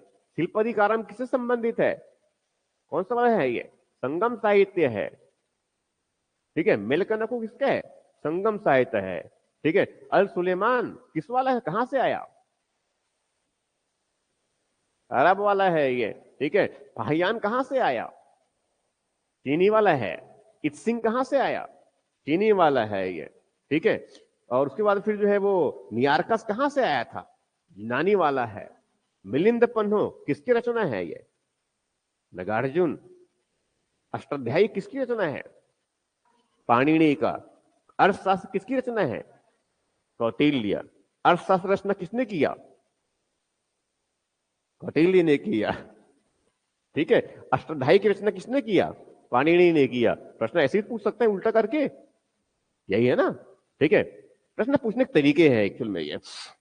फिर उसके बाद में क्या है, उपनिषद। उपनिषद में किसकी बात करते हैं ये, मुख्यतः किसकी बात करते हैं, ज्ञान का कि कर्म का कि भक्ति का? मुख्यतः किसका? ज्ञान का। भगवत गीता में कर्म भी है, ज्ञान भी है और भक्ति भी है, मगर सबसे महत्वपूर्ण कौन सा? कर्म। कौन सा कर्म? कैसा कर्म? कैसा कर्म? निष्काम कर्म। प्रश्न पूछा है पीएससी में, ठीक है। भगवत गीता का सबसे मुख्य उपदेश क्या है? निष्काम कर्म। निष्काम का मतलब क्या है? कर्मंडे वाधिकारस्ते मां फलेषु कदाचन। यही है ना, कर्म करने में ही, कर्म करने के ही आप अधिकारी हैं। फल की इच्छा मत करो, उस पर कोई अधिकार नहीं। राइट? पढ़िए, पास तो होंगे ही, पास होंगे या फिर नहीं होंगे इसको छोड़ दीजिए, वो तो परिणाम बताने वाला से बताएगा। आपका अधिकार किस पर है? आपके काम पर है, पढ़ने पर है। और ऐसे भी जो है कुछ नहीं करेंगे तो आप कह ही नहीं सकते। जन्म लिए है उस समय से लगातार क्या है, तुरंत काम, पहला काम जन्म लेती तुरंत क्या किए, रोने का। ठीक है, एक पल भी हम क्या है खाली नहीं है, काम कर ही रहे हैं। क्यों ना बेहतर उस काम को दिशा दिया जाए। पढ़ रहे लिख रहे क्या है, वो हम दिशा दे रहे हैं। और नित कुछ क्या करेंगे, सो जाएंगे, खाना खाएंगे, फिर समझा रहे हैं, वो भी तो काम ही है। ठीक इस तरह से ये तो क्या है, उपनिषद में किसकी बातें हैं, ये ज्ञान की बातें हैं ये। ठीक है, इसीलिए कहते हैं भारत में जो है दार्शनिक दर्शन का जन्म कहां से, उपनिषद में से। राइट? कितने उपनिषद? 108 उपनिषद, 12 प्रमुख उपनिषद। नंबर 1 छांदोग्य उपनिषद, दूसरा कंठोपनिषद और वेदारण्यक उपनिषद और ईशावास्य उपनिषद, प्रश्न उपनिषद, मुंडक के उपनिषद, मांडुक्य उपनिषद, तैत्तिरीय, श्वेताश्वर और कौशिकी। ठीक, याद रखेंगे इसको, ये दिमाग में रहेगा। ठीक, फिर किस चलते हैं, वेदांत। ये बहुत इंपॉर्टेंट है। अभी सिर्फ क्या है, नाम याद रख लीजिए, नाम बस सुनिए उनको। वो क्या है, वेदांत। कितने वेदांत है, 6 वेदांत। वेदांत इसलिए कहते हैं क्योंकि वेद के सबसे अंत में रचना हुआ है इनका, ये सूत्रबद्ध लिखा गया। सूत्र समझते हैं ना, सूत्र ग्रुप में एक तरफ लिखी है, जैसे कि वो संस्कृत है ना, कि हम जो व्याकरण पढ़ते हैं संस्कृत का, ठीक है ना, सूत्र रूप में भी बताया, मी वा गा मा, ये वो उस तरह का है। ठीक है, तो वेदांग भी इसका सूत्र भी लिखा गया। कितने वेदांग है, 6। नंबर 1 शिक्षा, नंबर 2 कल्प, नंबर 3 व्याकरण, नंबर 4 निरुक्त और छंद और ज्योतिष। पहला क्या हुआ, शिक्षा। नंबर 2 क्या है, कल्प। नंबर 3 क्या है, व्याकरण। नंबर 4 क्या है, निरुक्त, फिर छंद, फिर ज्योतिष। क्लियर है यहां तक? ये कितने वेदांत, 6 वेदांत। कितने वेद, 6 वेद। कितने उपनिषद, 108 सॉरी वेद कितने हैं, 4 वेद है। और कितने उपनिषद है, 108 उपनिषद है। कितने पुराण है, 18 पुराण है। कितने महाकाव्य है, 2 महाकाव्य है। कितने पीटक है, 3 पीटक है। कितने पीटक है, 3 पीटक। नंबर 1 पीटक कौन है, सूत्र पीटक। नंबर 2 पीटक कौन है, विनय पीटक। नंबर 3 पीटक कौन है, कौन है, अभिधम्म। भगवान बुद्ध के जो है दार्शनिक उपदेश इसी में है, ये अभिधम्म पीटक में। ये विनय पीटक में जो है उसमें जो उनके व्याकरण वगैरह है इनमें से ये। ठीक है, हाँ, तो वेदांत कितने हो गया, 6 वेदांत है। वेद सूत्र, वेदांग सूत्र। ठीक है, फिर वो वेद, उपवेद कितने हैं, 4 वेद है। आयुर्वेद, धन्वंतरी नाम सुने हैं ना, डॉक्टर लोग किसकी फोटो लगाते हैं पूछे में, धन्वंतरी भगवान का। रचना किसकी है, किसकी रचना की है उन्होंने, आयुर्वेद। समझ आ रहा नहीं है? तो जहां पर हम आयुर्वेद की बात कर रहे हैं, तो अब उसकी बात नहीं सोच रहा हूं, आप लोग सोचना ही नहीं है मैं किसकी बात करने वाला हूं, अपने दिमाग लगा लेते हैं कुछ भी। ठीक है, उस व्यक्ति के बारे में सुप्रीम कोर्ट में आए दिन कई अलग अलग प्रकार की बातें हो रही होती है। ठीक है, तो किसकी बात कर रहा हूं मैं, आयुर्वेद। रचना किसका, धन्वंतरी। और धनुर्वेद, फिर गंधर्व वेद और शिल्प वेद। विश्वकर्मा नाम सुने हैं ना, ठीक है, जो घर बनाने वाले, बड़ी बिल्डिंग बनाने वाले, बनाने इंजीनियर भगवानों के, देवताओं के, ठीक है, कौन है, शिल्प और गंधर्व और धनुर्वेद और आयुर्वेद, ये दिमाग में ऐसा रहना चाहिए ये, ठीक है। फिर अब पहुंच गए हम कहां पर, छठ दर्शन। क्या है, छठ दर्शन। ये भारत के दार्शनिक परंपरा को और विस्तार कर दिया। भारत की दार्शनिक परंपरा में सबसे पहले दर्शन, भारत के दार्शनिक परंपरा में पहले दर्शन कौन है? दर्शन समझते हैं ना? नहीं, दर्शन का शब्द, दर्शन जो शब्द है उसका अर्थ होता है देखना। मुझे भी देख रहे हैं आप लोग अभी, मगर ठीक से देखना। समझ में आ रहा है जो कह रहा हूं मैं? ये दर्शन का मतलब क्या है, एक दृष्टिकोण है। दर्शन शब्द जो है दृश्य धातु बना है, जिनका अर्थ होता है देखना, राइट। देखना मतलब ठीक से देखना, एक दृष्टिकोण के तहत देखना, ठीक। तो पुराने समय सबसे पहला देवता को देखने का दृष्टिकोण, देवता को कैसा देखा जाए, जीव को कैसा देखा जाए, पूरे संसार को कैसा देखा जाए, ईश्वर को कैसे देखा जाए, देखा जाए मतलब उनको कैसे सोचा जाए, कैसा समझा जाए, ठीक है। आत्मा को कैसे समझाए, क्या आत्मा और शरीर एक है या अलग अलग है, जीव और शरीर एक ही है कि अलग अलग है, क्या वो जीव शरीर अगर मान लो मरता है तो वो जीव जो है अंदर है, जो आत्मा या फिर जीव जो भी कहे, वो मरता है कि नहीं मरता? समझ में आ रहा है ना? ये अब भगवत गीता में कह दिया है कि आत्मा जो है मरता नहीं है, ठीक है। कपड़े बदल रहे हैं जब कोई व्यक्ति, वैसे ही क्या है, आत्मा शरीर बदल देता है, बस ये कहते हैं ना ये, ठीक है। मगर सब लोग तो ऐसे नहीं मानते, कई लोग हैं तो कहते हैं भाई जो प्रत्यक्ष है वही वही सत्य है, चारवाक है।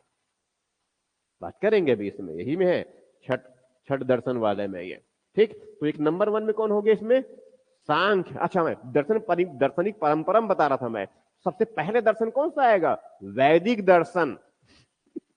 कौन सा दर्शन, वैदिक दर्शन। वेद में सबसे महत्वपूर्ण है ना, कई देवता है, कितने देवता, 33 कोटि देवता। अब 33 कोटि मतलब 33 करोड़ नहीं समझ लेना है आपको, वो 33 समूह है, ठीक है। तो कितने, तो कौन सा दर्शन आया, वैदिक दर्शन है ये।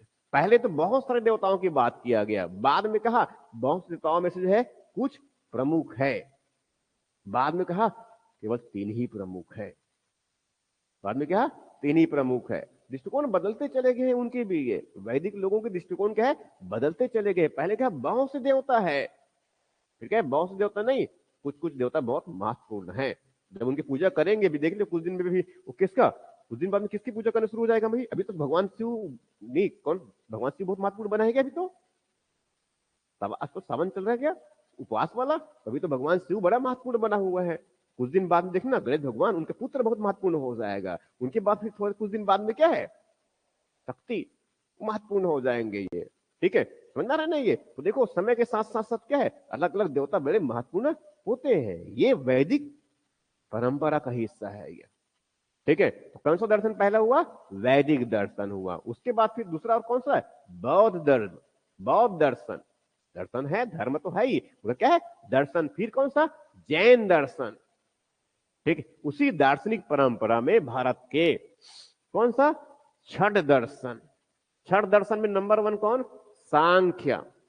नंबर 1 कौन, सांख्य। उसके बाद नंबर 2 कौन, योग। नंबर 3 कौन, क्या है, न्याय। फिर चारवाक, फिर जैमिनी, फिर वेदांत। कितना हुआ, 6 दर्शन।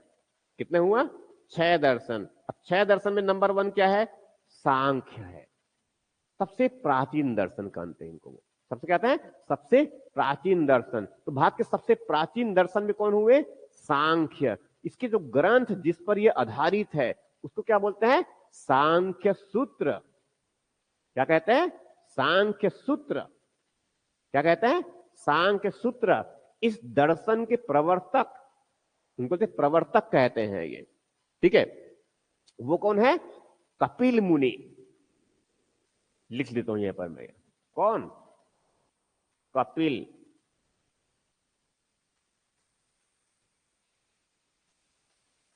कपिल ऋषि, कपिल मुनि भी कह देंगे। ठीक है, तो कौन सा हो गया? सांख्य दर्शन। इस पर किताब ग्रंथ किस पर, कौन से ग्रंथ? सांख्य सूत्र। इस सबके साथ बस सूत्र लगा देना है आपको। वो सबके साथ में क्या लगा देंगे? इसमें सूत्र लगा देंगे। कॉमन सब में सूत्र, सूत्रबद्ध लिखा गया ना, इसलिए बोलते हैं इनको सूत्र ग्रंथ कहते हैं। ये कितना? 6 सूत्र ग्रंथ हो गया ये। ठीक, तो सांख्य सूत्र सबसे प्राचीन दर्शन है ये। ठीक, उसके बाद दूसरा कौन सा है? योग दर्शन। योग दर्शन में जो है कैसा योग? योग दर्शन में कैसे योग? अष्टांग योग। कैसा योग? अष्टांग योग। नाम सुने कभी इसका? नहीं। अष्टांग योग में जो है पहला योगांग,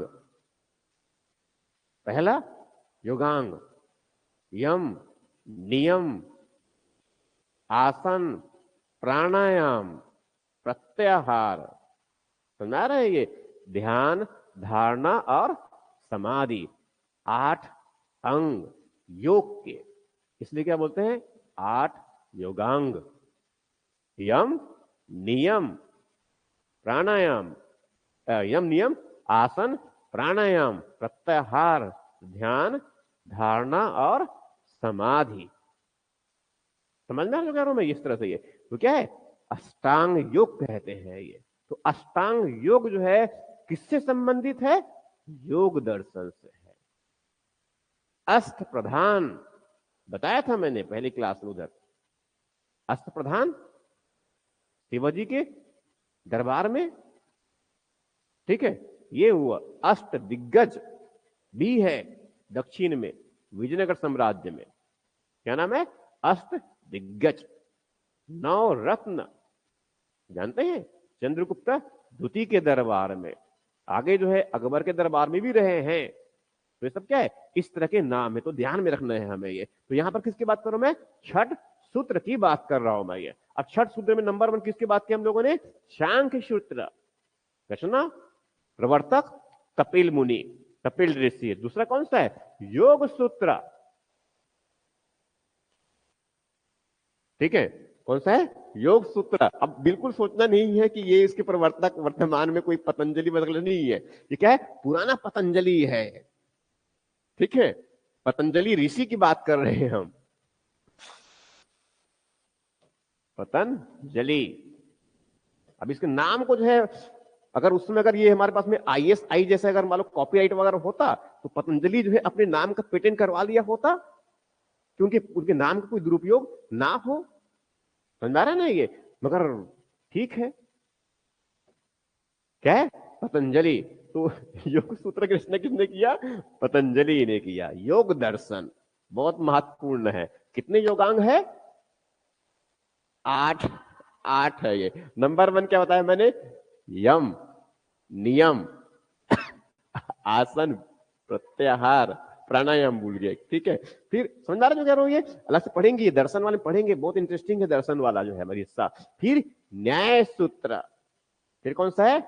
न्याय सूत्र। हम न्याय सूत्र के प्रवर्तन किसका है ये? किसका है न्याय सूत्र? किसका है ये? गौतम ऋषि। नाम सुने होंगे, गौतम ऋषि और गौतम। ये जितने भी ऋषि मुनि रहे हैं ना, बहुत गुस्सेल प्रवृत्ति होते थे ये।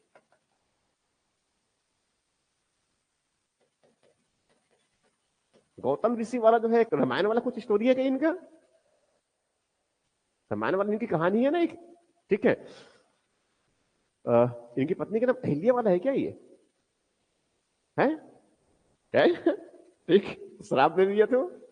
हाँ राइट, गौतम ऋषि है। ऋषि मुनि जितने भी रहे बड़े थे, तप करते दिमाग।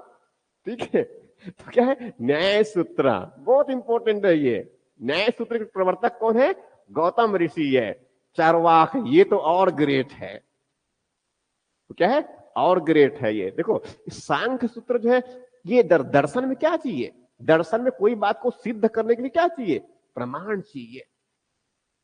ठीक है, मैं पढ़ा रहा हूं ना अभी, ये आप लोग तो मुझे देख रहे हैं। ठीक है, तो जो देखना ये एक क्या है? प्रमाण है। एक हुआ। ठीक है, वैसे ही पुराने कुछ आपने अपने जीवन में एक्टिविटी किया, वहां से कुछ सीखा, अनुभव, वो भी क्या है, एक प्रमाण को प्रयोग कर सकते हैं, कर सकते हैं। ठीक। तीसरा, अब मैं कहूंगा मान लो जो है, मैं कहूंगा जो है नील गाय, मैं कहूंगा मान लो नील गाय, नाम सुने कभी? तो कम से कम दिमाग में एक पिक्चर तो बनेगा, किसका? गाय के जैसा होगा। आप क्या कर रहे हैं? उपमा, उपमा दे रहे हैं, राइट। इसमें इस दार्शनिक कहानियों में जो है बड़ा इंटरेस्टिंग वाली कहानी चलता है। ये 4 अंधे को बुलाया गया, बिल्कुल प्योर अंधे, ठीक है, ठीक है? और एक हाथी का पूंछ पकड़ाया गया, कह रहे हैं अरे ये तो लग रहा है कि झाड़ू है। दूसरे को हाथी का पैर को पकड़ाया गया, खंबे को पकड़ा दिया गया है, कान को पकड़ा गया, सूपा को पकड़ा दिया गया। समझ में आ रहा है? ये 4 लोग, मतलब 4 प्रकार के दृष्टिकोण, यही हुआ ना, ये तरीके हैं ये, ठीक है, इस तरह से ये। तो ये सब क्या है, हाँ उसमें चरवाक बता रहा था मैं ये। अब ये जो चरवाक, ऐसा चरवाक मतलब कुछ लोग देखो, अब चरवाक के बारे में कुछ लोग कहते हैं कि ये कोई व्यक्ति का नाम है, ठीक है, चरवाक ऋषि हुआ करता था, ठीक है। अब इनके बारे में ऐसे ही बड़ा इनको बदनाम बहुत किया गया एक्चुअल में, बदनाम किनको कितना, वो ब्राह्मणों ने बाकी बहुत बदनाम किए इनको वो, ठीक है। चरवाक ऋषि है इसमें एक, ठीक है। कुछ लोग ऋषि मुनि मानते हैं, कुछ लोग उनको चरवाक जो है कोई व्यक्ति था नहीं, वो एक लंबे समय तक एक बड़े बड़े लोगों ने अलग अलग तरीके से उसमें बातें देखी है, काम दिया गया चरवाक दर्शन, प्रवर्तक चरवाक, चरवाक दर्शन, चरवाक ऋषि, ठीक है। अब इसमें क्या है, ये सिर्फ एक बात को मानता है, कोई अनुमान नहीं, कोई उपमे नहीं, राइट। क्या है, जो प्रत्यक्ष है वही सही है, और प्रत्यक्ष को प्रमाण की कोई आवश्यकता नहीं है।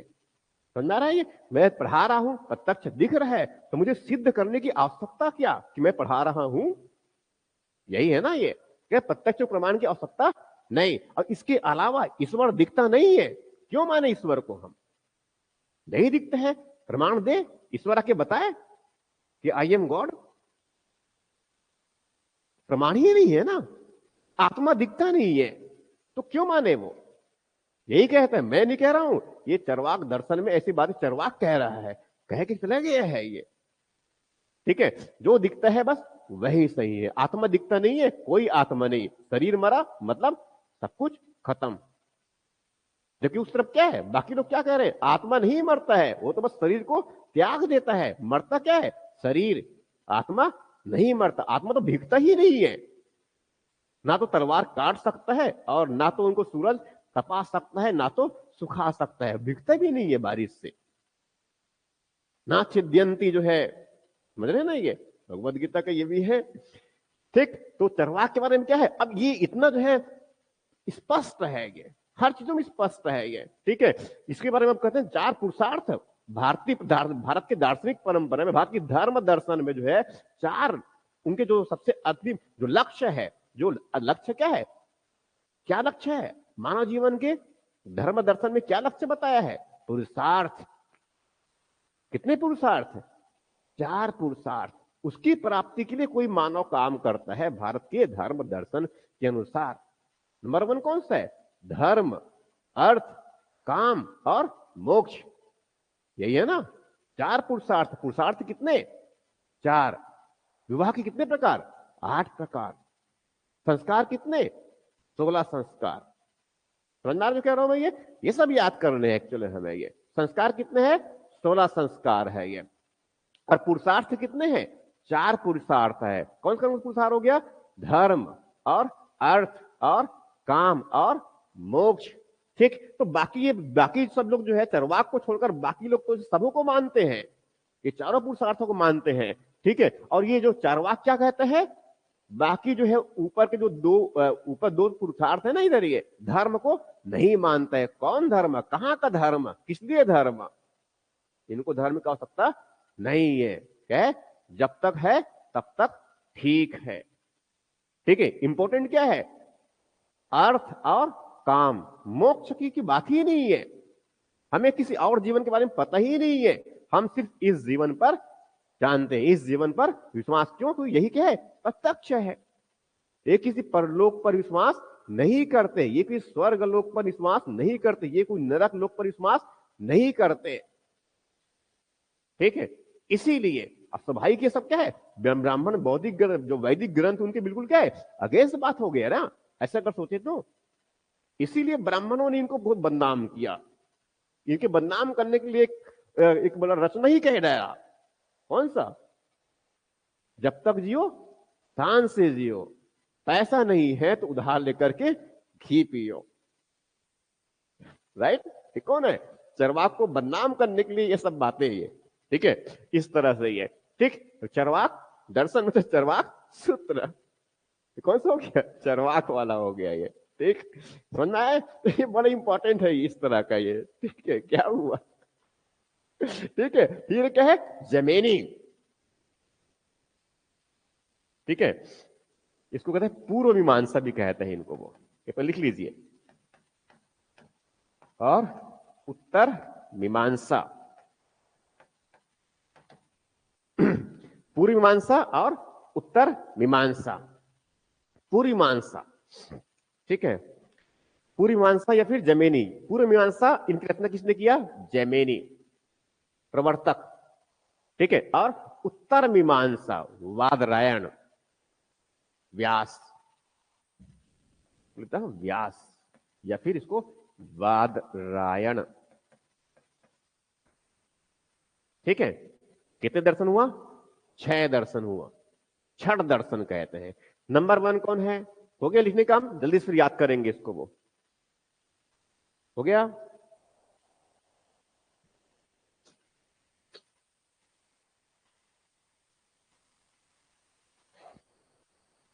हो गया? छठ दर्शन में कितने दर्शन होते हैं?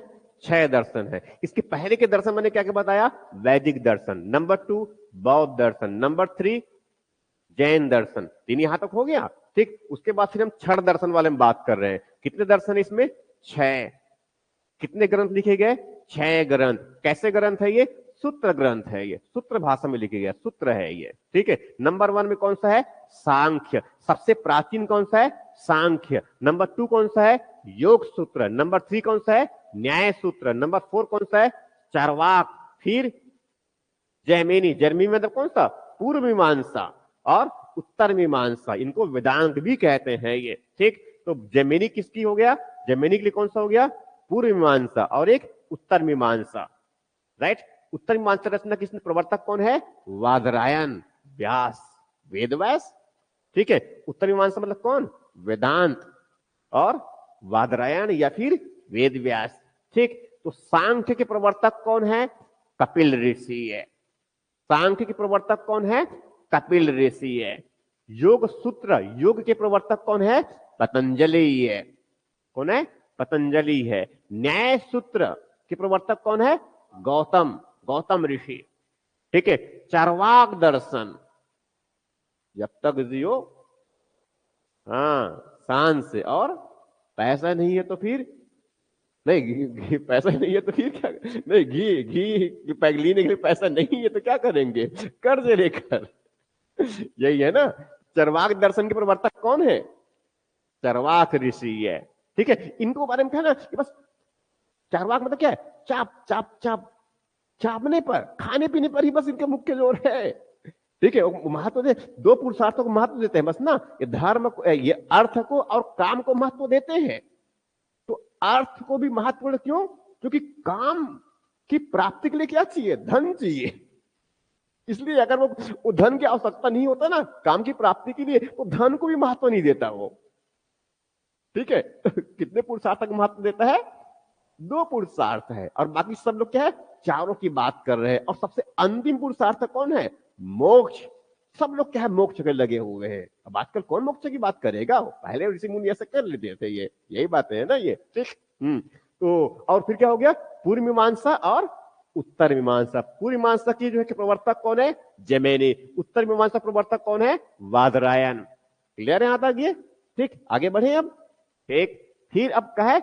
महाकाव्य। महाकाव्य में कौन है? रामायण। दूसरा कौन सा है? महाभारत। एक घर बनाने वाला है, दूसरा घर तोड़ने वाला है ये, यही हुआ ना ये। तो रामायण में क्या है, तो इसमें दोनों में पहले की रचना, दोनों में पहले कौन सा रचना है, दोनों में पहले कौन सा रचना है, रामायण का। कौन सा रचना है, रामायण का। रामायण किस भाषा में लिखा गया, कौन सा है, संस्कृत। कौन सा है, संस्कृत। ठीक है। और रामचरितमानस किस भाषा में, संस्कृत में नहीं लिखा गया। रामचरितमानस तो अभी है, 1540 के बाद गोसाई तुलसी का जन्म ही हुआ है 1540 में, उधर यूपी के बांधा डिस्ट्रिक्ट में रामपुर गांव है वहां पर। ठीक है। 8वीं क्लास में पढ़े थे हमने, उसमें तुलसीदास के उसमें वो लिखना था ना, क्या लिखने का, कवि पढ़ते या फिर लेखक पढ़ते आदत है वैसे। ठीक है, 8वीं क्लास में याद किए थे, अभी तक याद है, इसलिए बस बात कर लेते हैं। ठीक है, तो किसकी बात कर रहा हूं मैं, रामचरित मानस का। वर्णा नामर्थ संगनाम रसनाम संछापी मंगलाम च करता रहो वंदे वाणी विनायक। रामायण का मतलब रामचरित मानस का जहां शुरुआत होता है ना, उसका पहला ही श्लोक है ये। ठीक है, रामायण। फिर क्या है, महाभारत। तो रामायण में जो है किसके बारे में है, रामायण राम के बारे में है ये। ठीक है, पुरुष जो मर्यादा के प्रतीक है। इस समय कितने राज्य है, 4 बड़े राज्य है। एक कौन सा है, इक्ष्वाकु वंश का अयोध्या वाला राज्य, राइट। वैसे इस तरफ कौन है, एक लंका राज्य है। कौन सा है, लंका, इस अरण्य वाला है, गुहा, वहां के राजा है ये। एक सुग्रीव वाला भी है, राजा है बलि वाला। ठीक इस तरह से ये। और महाभारत वाला में क्या है, वहां तो जानते हैं अभी आज का जो नए उत्खनन हो रहे हैं ना, महाभारत में जो है करीब करीब 24 से 25 गांव का उल्लेख है। महाभारत में जो है 25 गांव का उल्लेख है। अब वो सब के सब लगभग कहां मिल रहे हैं हमें, ये इस पश्चिमी उत्तर प्रदेश वाले क्षेत्र में ये। और बताया था मैंने एक जगह का नाम सिनौली। क्या नाम बताया था मैंने, सिनौली। कहां पर है ये, पश्चिमी यूपी में। क्या मिला है वहां पर से, रथ मिला है, रथ। रथ जिस पर वो महाभारत में देखिए ना, अर्जुन बैठ करके और सामने भगवान कृष्ण जो है सारथी बन के जो है चला रहे होते हैं रथ। तो रथ मिले, चेरियन मिले है ये। ठीक है। तो कौन हो गया, रामायण। रामायण की रचना किसने किया, वाल्मीकि, महर्षि वाल्मीकि। कहां पर लिखा, कहां पर लिखा, नहीं पता, अरे तुरतुरिया, है ना, वहीं पर तो जो है लव और कुश का जन्म भी हुआ है। वो घोड़े को साइड में जो जंगल है ना, वहीं पर पकड़े थे, वहीं पर तो उनके युद्ध भी हुआ था। समझ में आ रहा है ये, देखो ये सब बड़ी इंटरेस्टिंग है। इस तरह ये सब याद याद करने वाली चीज है ना ये। अब कौन याद रख, बताओ कौन भूलेगा इस समय कि महर्षि वाल्मीकि आश्रम तुर्तीदेव में नहीं हुआ करता था। अब लव कुश का जन्म भी कहां पर, यहीं पर हुआ है, ये बता देंगे। घोड़ा कहां पर पकड़ा, अश्वमेघ वाला का, यहीं पर पकड़ा। ठीक है, समझ रहे हैं ना ये। अब समझो कि ये कल्पना कीजिए उस समय तो कोई रोड वोड भी नहीं है। ठीक है, जब सीता मैया को वहां अयोध्या से निकाले होंगे तो वहां से पैदल पैदल ही तो आए होंगे, जंगल जंगल। समझ में आ रहा है ना ये। और लवकुश यहां सब गए होंगे अयोध्या, तो पैदल पैदल ही तो गए होंगे। समझ में आ रहा है ये। ठीक, तो ठीक इस तरह से ये तो क्या हो गया। हाँ, अब महाभारत। महाभारत रचना किसने किया, वेद व्यास। कहते हैं इनको संकलित किया गया, कहते हैं इनको संकलित। पुराण कितने, 18 पुराण। कौन सा पुराण, विष्णु पुराण, भगवत पुराण, शिव पुराण, गरुड़, ब्रह्मा, पद्म, ये सब। स्मृति 6 स्मृति ग्रंथ, मनुस्मृति, नारद, याज्ञवल्लभ, पराशर, ये सब, राइट। ये कल आप लोग रट्टे मार करके आएंगे। इसमें एक पेज और जोड़ दे रहा हूं मैं, आगे मेरे ख्याल से एक और पेज होगा इसमें। इसमें और क्या है, आगे कुछ है और नहीं, यही तक है ये। ठीक है।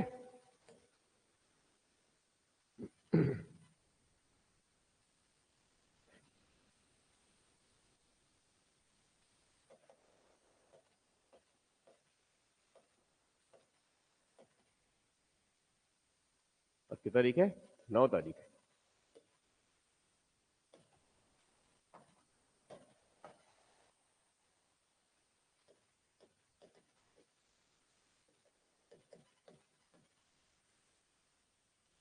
आज कौन सा डेट हो गया,